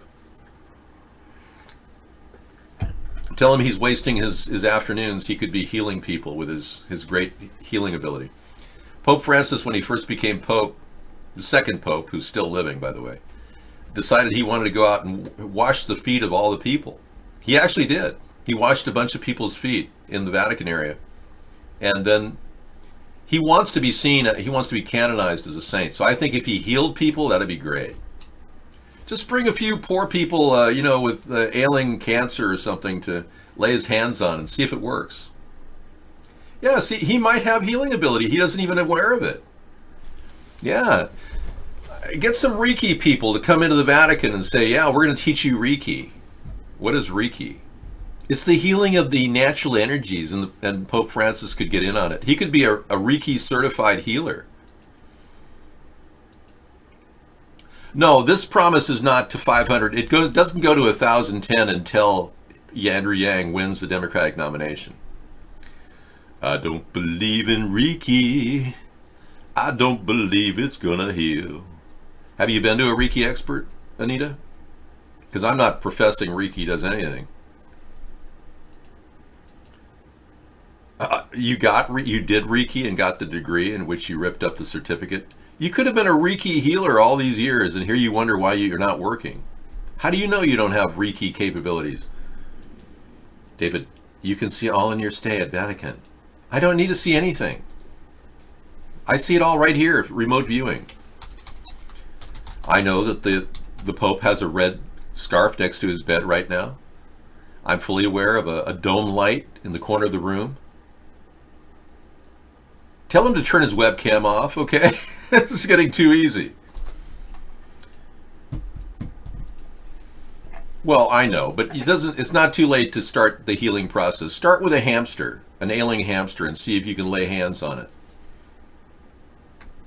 You can remote view too, Meta-Nemesis. You see pizzas being made at the local pizza store, and you remote view them and then call a phone number and they deliver them. Well, we're having a fun Truth Tuesday. It's kind of nice, relaxing, But isn't this a great idea for all the wayward people who have autistic, problems and can't, assemble sentences and are unable to think? Basically, people who just want to be in nature and want to live naturally and not be freaked out about a job with some guy barking orders at them. We'll have a lot of like relaxing time for the Civilian Conservation Corps. It won't be just work, work, work. It's not like a prison camp. It'll be like sojourning with nature, and you'll be learning to be a park ranger, but not really a park ranger, because we're going to eliminate the park rangers. They're sitting on their fat ass doing nothing right now. Developing hemorrhoids and going in for hemorrhoidectomies. That's most of the park rangers I've seen. Hey, how's it doing? Whoa, I got a pretty good job. I sit around and just collect my paycheck.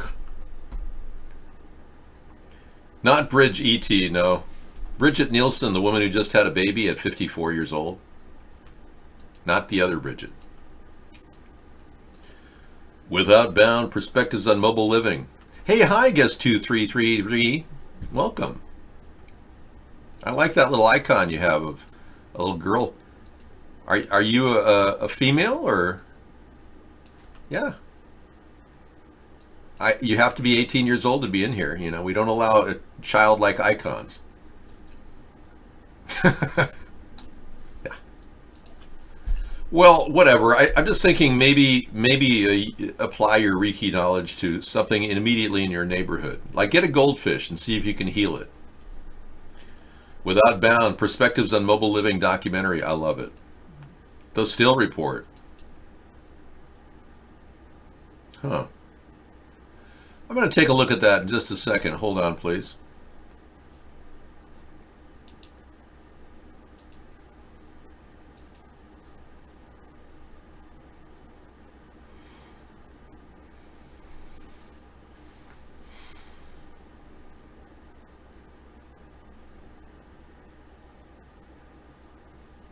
Oh, good. Excellent. Okay.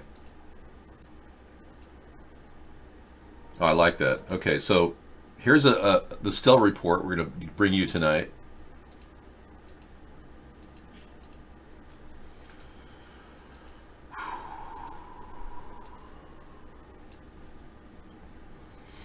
It's a documentary called Without Bounds, and it says, Henry David Thoreau said, rise free from care before the dawn and seek adventures. Let the noon find thee at other lakes and the night overtake thee everywhere at home. Henry David Thoreau. Mobile living, yeah. I was really influenced by Henry David Thoreau's book on Walden Pond on behalf of civil disobedience. It was a really impressive book. It influenced Gandhi too. One of the most powerful reads I've ever had when I think I was 17 when I read that. It impressed me completely. And I lived in an isolated area in the woods on a lake, very similar to what Henry David Thoreau did. I wrote in journals too. When I was about, I think, 19 or 18, I think I did that. And I still have those journals. And I made an audio recording of my impression of life, which I have a copy of. Yeah, talking 1978.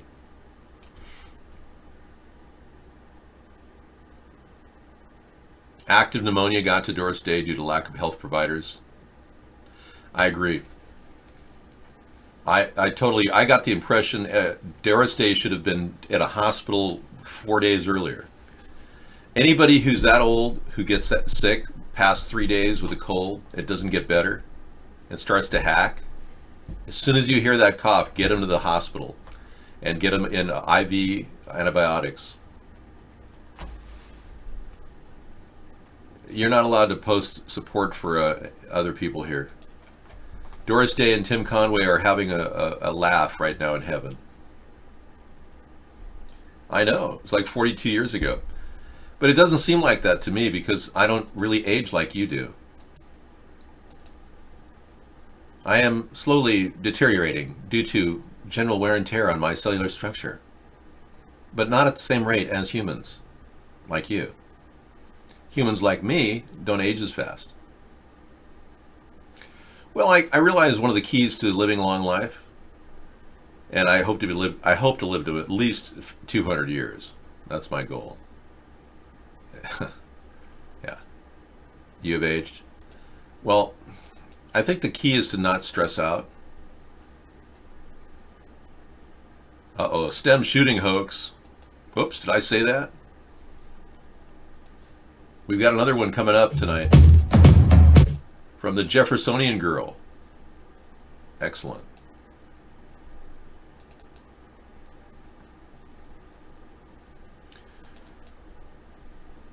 Yes, well, those were the days. Those were the days, my friends. I thought they'd... Here's Jacques Fresco, great guy. I got a chance to talk to him.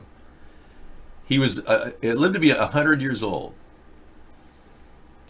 He says, if you want a better world, you have to get up off your ass and make it better. Isn't that great? That's a word of warning from Jacques Fresco, who I talked to for 2.5 hours on our show. We had a wonderful radio show with Jacques Fresco. And we got new characters in the STEMS shooting event. Good. Okay. Another big shout out to All the World's a Stage.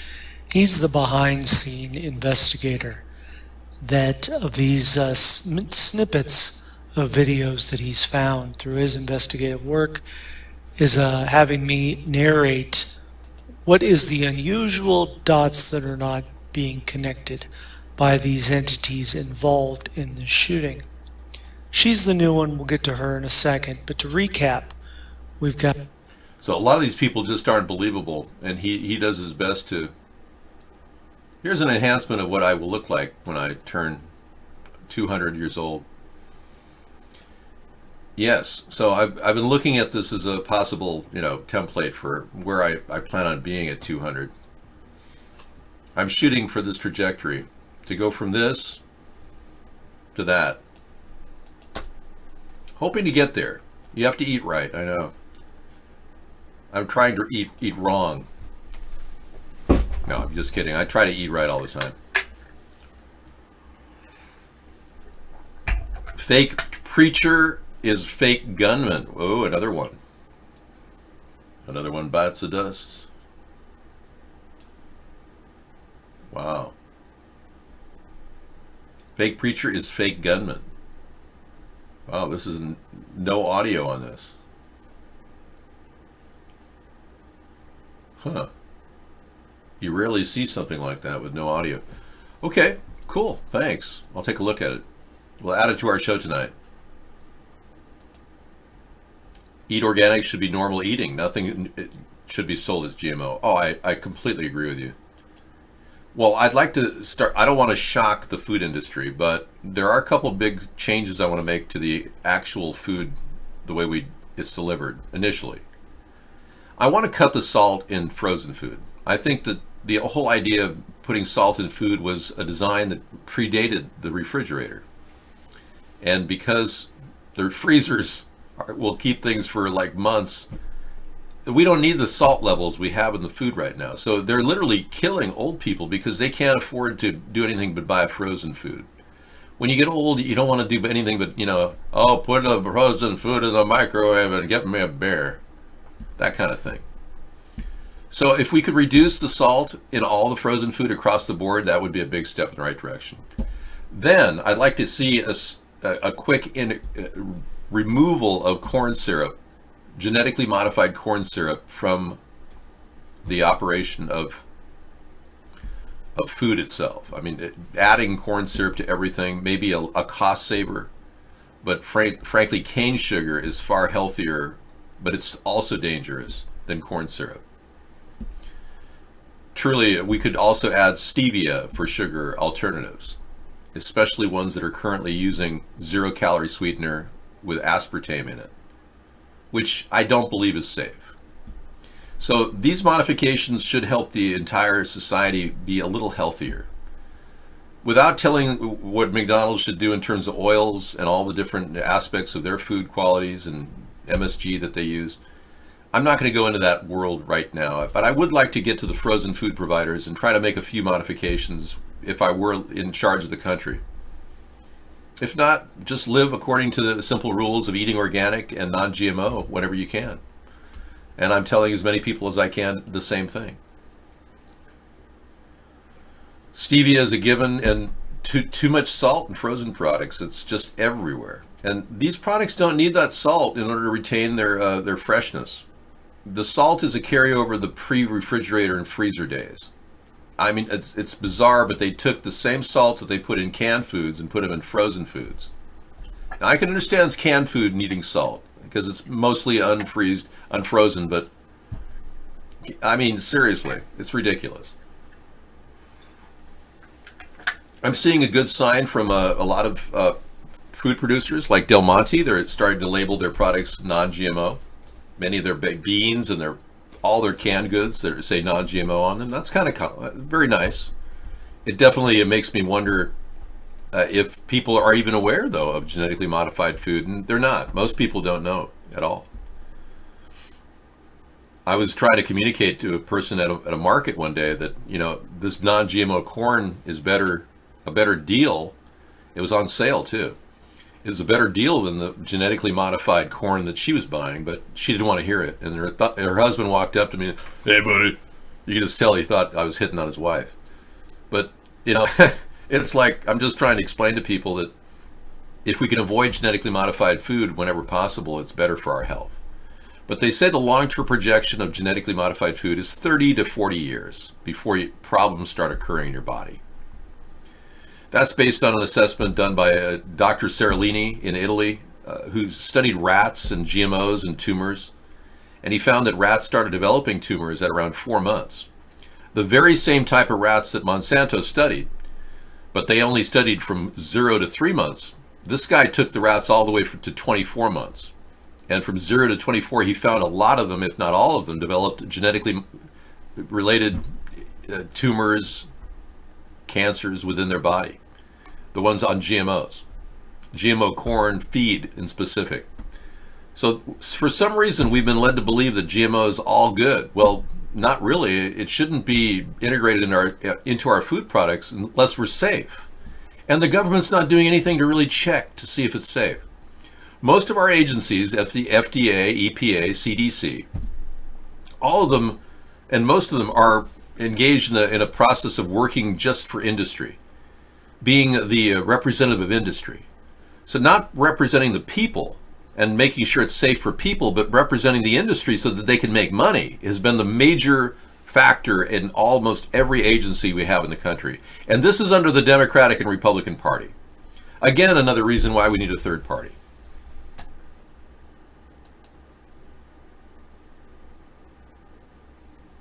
I don't believe Meta's trying to pay you $100 to do anything. Yeah, organic soups, no salt types, only 125 milligrams. Yep, you know who's making organic soup now? Progresso. And I believe Campbell's has one out now. Isn't that great? Look closely and you'll find organic non-GMO food soups by Progresso and Campbell's. They're starting to open up to this new market and they make more money on it. People pay upwards of 40% more for a product based on organic non-GMO status.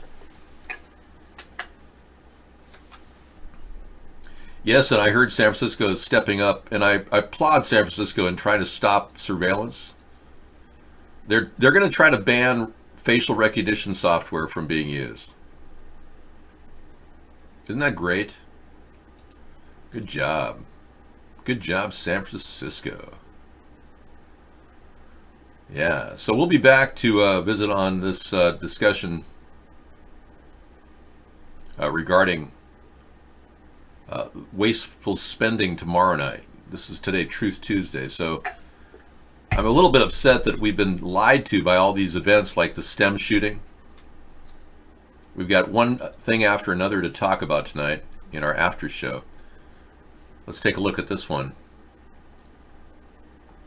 STEM shooting hoax crisis actor. No one really knew what was going on, so I didn't know they were bullets. I just kind of saw like flashes and we heard bangs. And it's like, I was so happy that it's like they start breaking into laughter. A lot of these crisis actor kids apparently these kids are being taught to say things just on camera to, impress their friends or something. And we got more from One Pacific Redwood for May 14th. All right, Tuesday, May 14th, 2019. We can see that the skies here over Southern California are blanketed with heavy aerosol spraying for the second day in a row. Extremely heavy spraying all day. We've got a moisture field moving in, which should be delivering precipitation. Should be, but won't. And this guy has been tracking the Doppler radar blasts that keep pushing precipitation away from the LA County basin, causing the droughts to happen every year. He's been watching this up close, and he literally shows you how they're using radio frequencies to push the moist, now heavily laden chemical air. Because they're dumping chemtrails in the air, so they're able to use these rays of radar to manipulate the metals inside the air itself. Very possible. Let me try this real quick.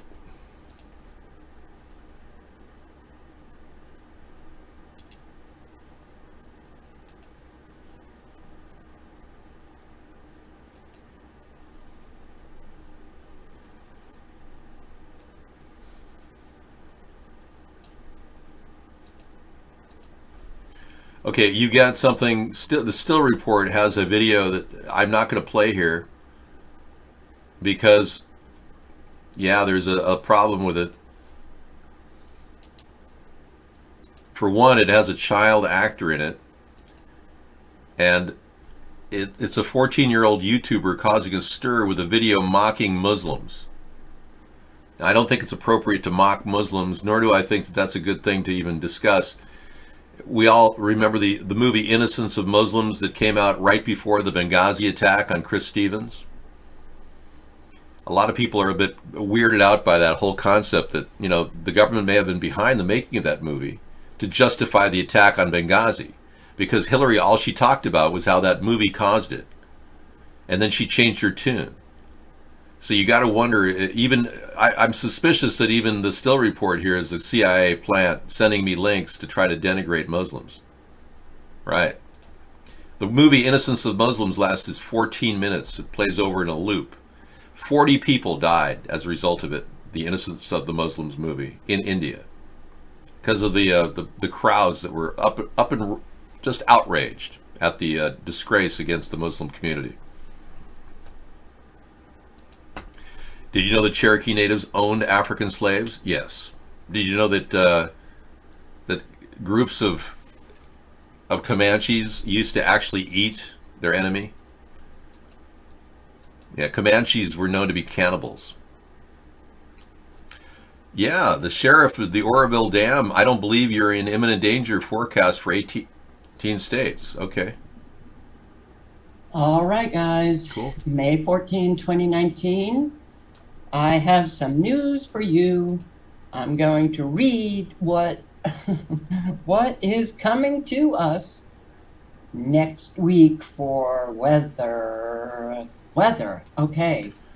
Weather. And this poor woman's been suffering from electromagnetic radiation issues. She's environmentally sensitive. Her show is called Never Lose Truth, and she really is outspoken. I love that about her. I love the fact that she speaks her mind, and she talks to you as if you're her friend. It's kind of like have a friend online. Listen to somebody talk from how it really is. Who edited out the background of my pic? I did. Why did I screw up around the hair here? Yeah. Well, we don't need to do this. We can just change rooms.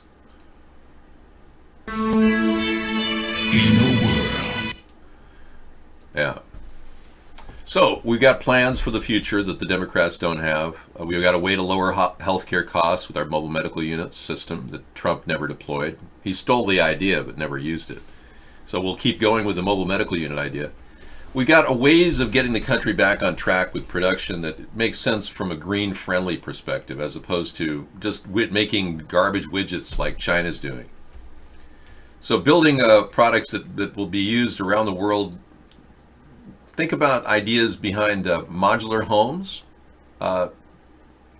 plug-and-play living kind of things, where we can build houses virtually with doors and walls that can connect, like Legos. That's something I've been envisioning for the future for this country, where you can literally connect walls together and make a living environment with just a few moves of your hand and wedging things together, and voila, tight seal, the whole thing. Making products like that, exporting them worldwide. We definitely see a market for that. Toilets that can be used in rural areas that actually don't even need any fuel whatsoever to run and produce no waste. Can you imagine how cool that would be? To have a toilet that you go to the bathroom and it starts the process of denitrification using a special bacteria inside. You don't see anything going on. It does it all in the background. And it burns, it uses that methane that it creates from your feces and urine to generate a certain amount of electricity, which can then burn anything that comes its way. Anything that it can't burn, it uses for more fuel. I mean, like a munching toilet, portable. That's something that's in the horizon in the future. Because right now, 500 million Indians are literally defecating outdoors. Now, I'm not going to give these things to people. I'm not going to hand it to them. The best solution for toilets is really just to dig a hole. But aside from that, we're going to provide products that maybe the world might want, that can't afford it. Because if we gave them toilets like that, they'd think the evildoers were, Satan was somehow taking over and giving them, technology.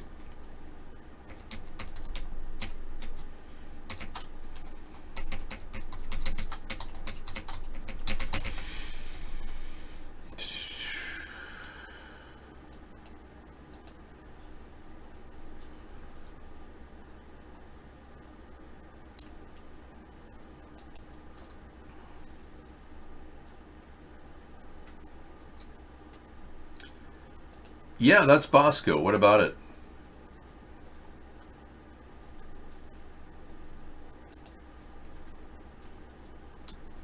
That's not a guy in blackface.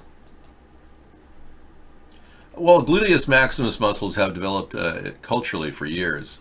That's one of the reasons why the Zulus in Africa can jump the highest of all the subcultures that are, from that area. They have a dance that is specific to their culture, the Zulus, where they do nothing but jump. And consequently, the gluteus maximus developed over a century, or centuries of this behavior. So they're probably the best basketball players, those with Zulu ancestry.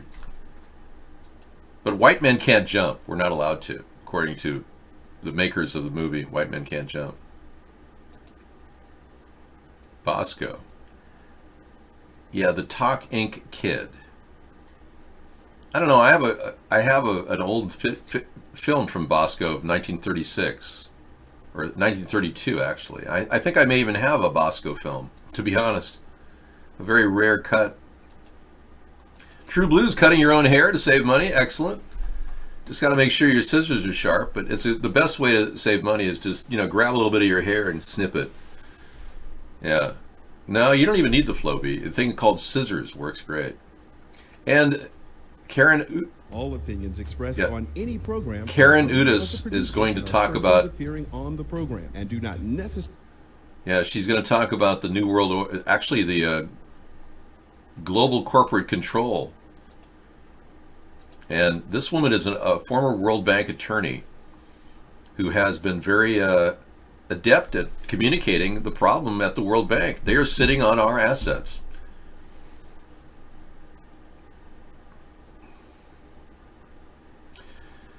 I calculated I saved over $8,000 cutting my own hair over the years. I bought a hybrid vehicle with that money. Yeah, and then I showed it to you. Everywhere we go, looks. One of the reasons people look at us is we get about 60 miles per gallon, which is really nice. We've been across the country a few times campaigning, and this vehicle is truly a dream to drive. It's a little bit tough on the bumps because those tires are high pressure, just to make sure that it goes as far as it can. Yeah, it really is amazing. I still have the car in mint condition too. And I liked it so much I got Sarah one, and she got a 2001 automatic transmission.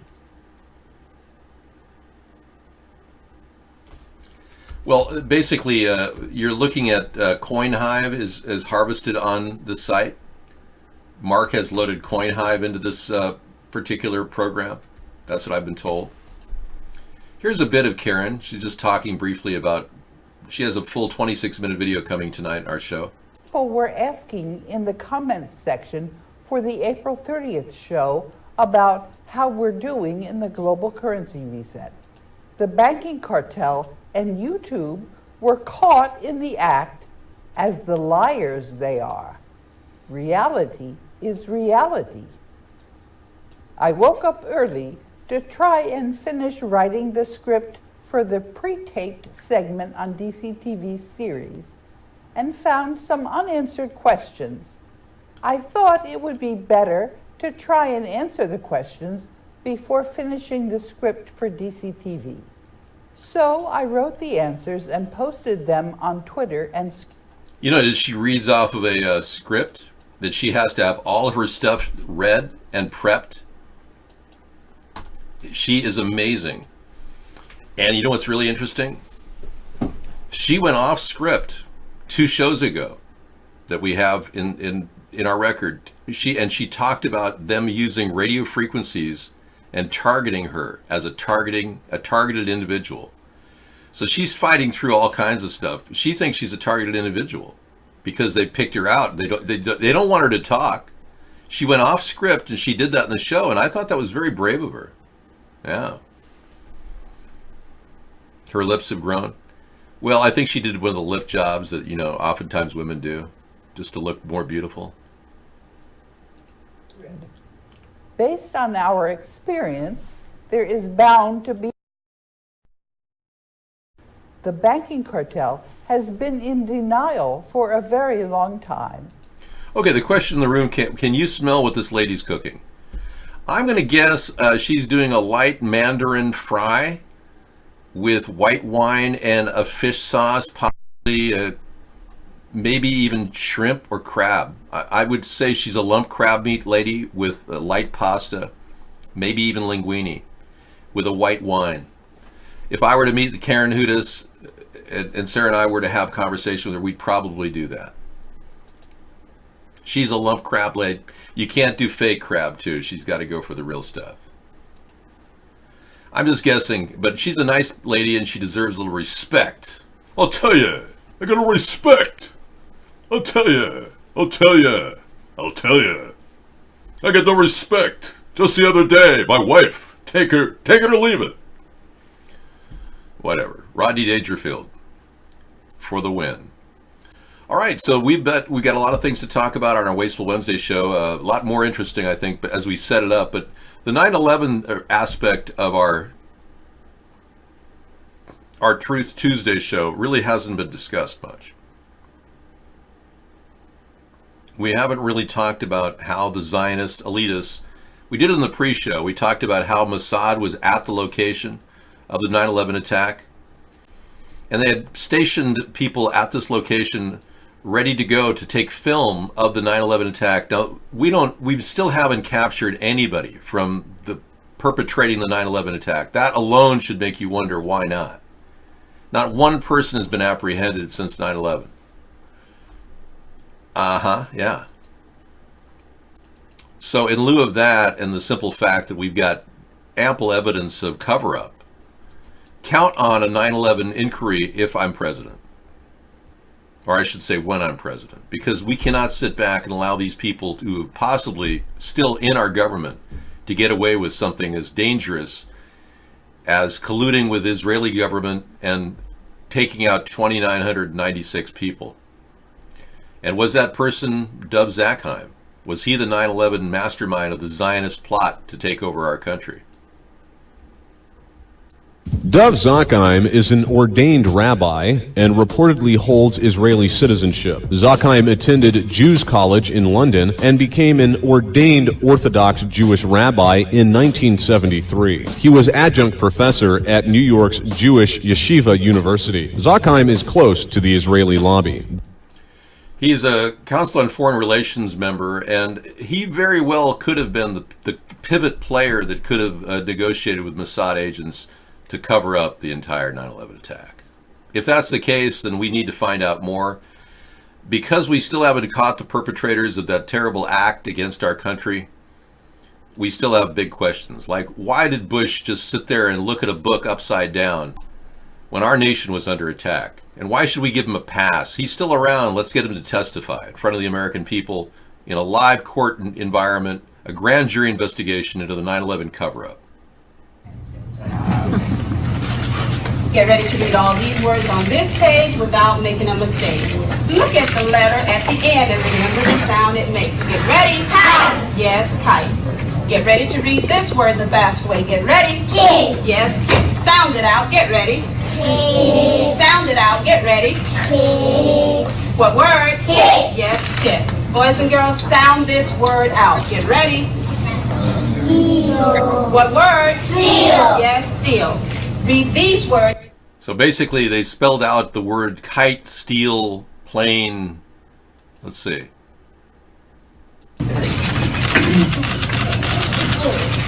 Okay.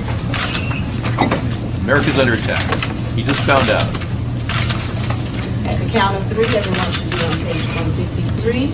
If the yellow paper is going to bother you, drop it. Ready?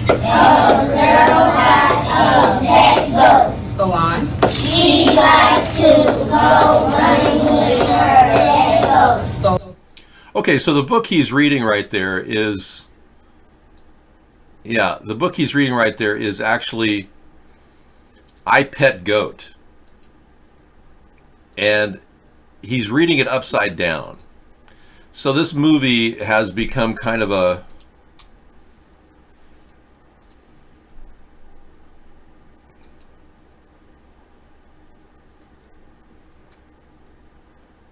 an icon of the entire thing, and they made an animation about I Pet Goat.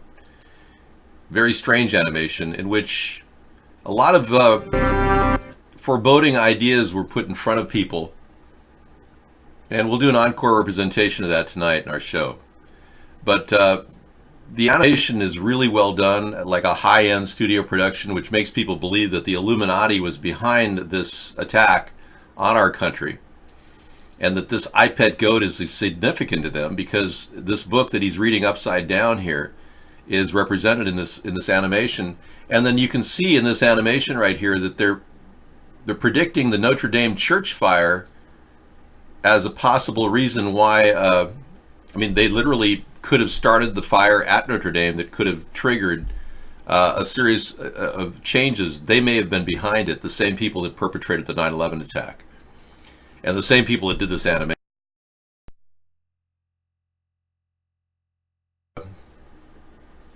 This Jesus-like character has got fire in his eyes. This Messiah-like character, I should say, because it's not Jesus. But he's got fire in his eyes. And you see in the background the falling of the tower, the steeple, which just looks just like the actual steeple at Notre Dame. And some people believe that this was prophesied ahead of the event and that they simply acted on the event and did what they did, the arson at Notre Dame. But look at that. It's prophesied in this video. So all this forms a weird loop, and questions remain as to what they really did know when George W. Bush decided to do nothing but read a book upside down while our country was under attack at a schoolhouse. And Dick Cheney did absolutely nothing for 35 minutes. He hemmed and hawed on the phone with General Worley. Well, yeah, it could be an inside job, a cover-up. That's what I'm saying.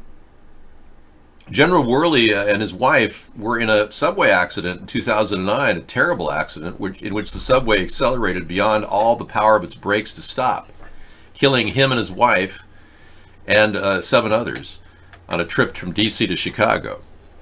So General Worley's not around to ask questions. What did you talk about with Dick Cheney for 35 minutes? But Dick Cheney's around, and so is George W. Bush. So I think we have an inquiry to take place if we do to get this third party off the ground. We have to definitely look into this whole process of what happened with 9/11, because I believe the very same people and perpetrators behind 9/11 are probably behind the Russian involvement with Donald Trump. We do know that Donald Trump has been colluding with Russian Orthodox Jews out of synagogue called Chabad Leibovitch.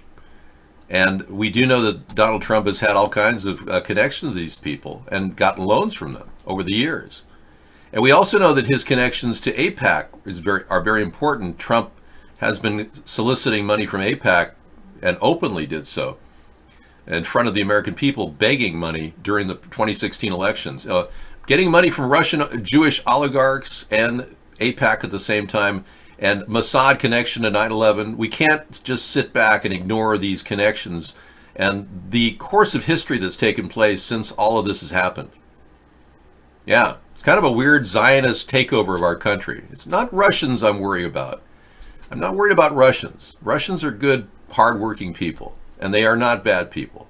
Their leadership is tweaked. Something's wrong with Putin. He does too much for money. He's not a communist. He's a capitalist. He's padding his own pocket and retaining his power as a dictator of Russia. All right. Rest in peace to Tim Conway, legendary guy from History of Carol Burnett show. Very funny guy. Compilation of his work will be coming in tonight on the Carol Burnett show. You'll find out what people laughed about the 60s when I was a young guy. We got some best Carol Burnett show bloopers tonight. 13 minutes coming your way.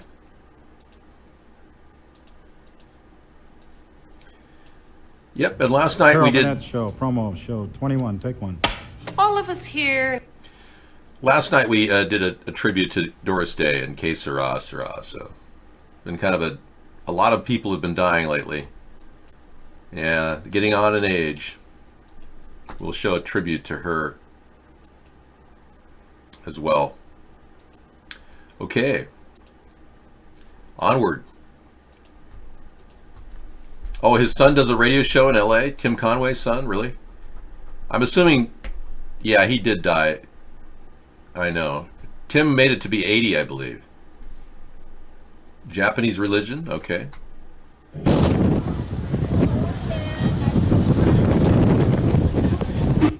That's nice. I just don't know what to do with that. We normally don't look at religious festivals from Japan. Shinto religion is very important to the Japanese people, but I'm trying to go through this and look at... Oh my gosh, that's really shocking. Yeah, so these people are involved in dildos. All right, I guess I'm going to have to put this in a loop. It's a Japanese religion dedicated to phallic symbols. I hope it'll meet the standards of our show. Very weird stuff. All right, we've got a lot of things in the lineup tonight. Thank you for all that input, and thanks for the link, Scissor Fight. Great stuff. Never Lose Truth is coming in our lineup. One Pacific Redwood in the Chemtrail lineup as well. And I'll wait on that 14-year-old YouTuber. I'm not going to play that one. I'll look at it later. Because obviously I don't want to denigrate Muslims. All right, this has been special. Thank you. See you tomorrow. Let's get some sleep. Yeah, exactly. Everyone needs some sleep, everybody. Rest up. We're coming at you from Mr. Right every night. See you again tomorrow.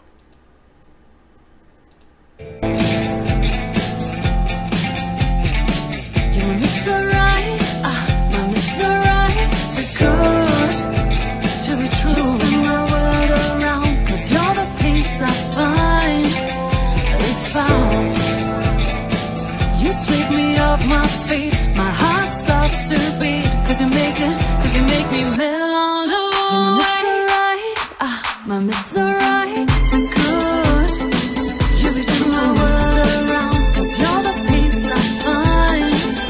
They found. You sweep me off my feet, my heart stops to beat. Cause you make me melt away.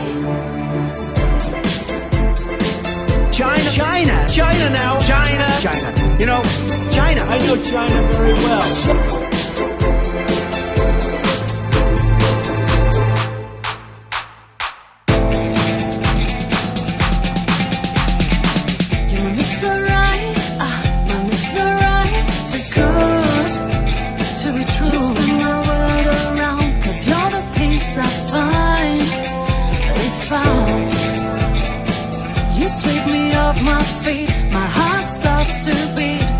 good, cause you make me melt away. You're my Mr. Right, my Mr. Right, too good to be true.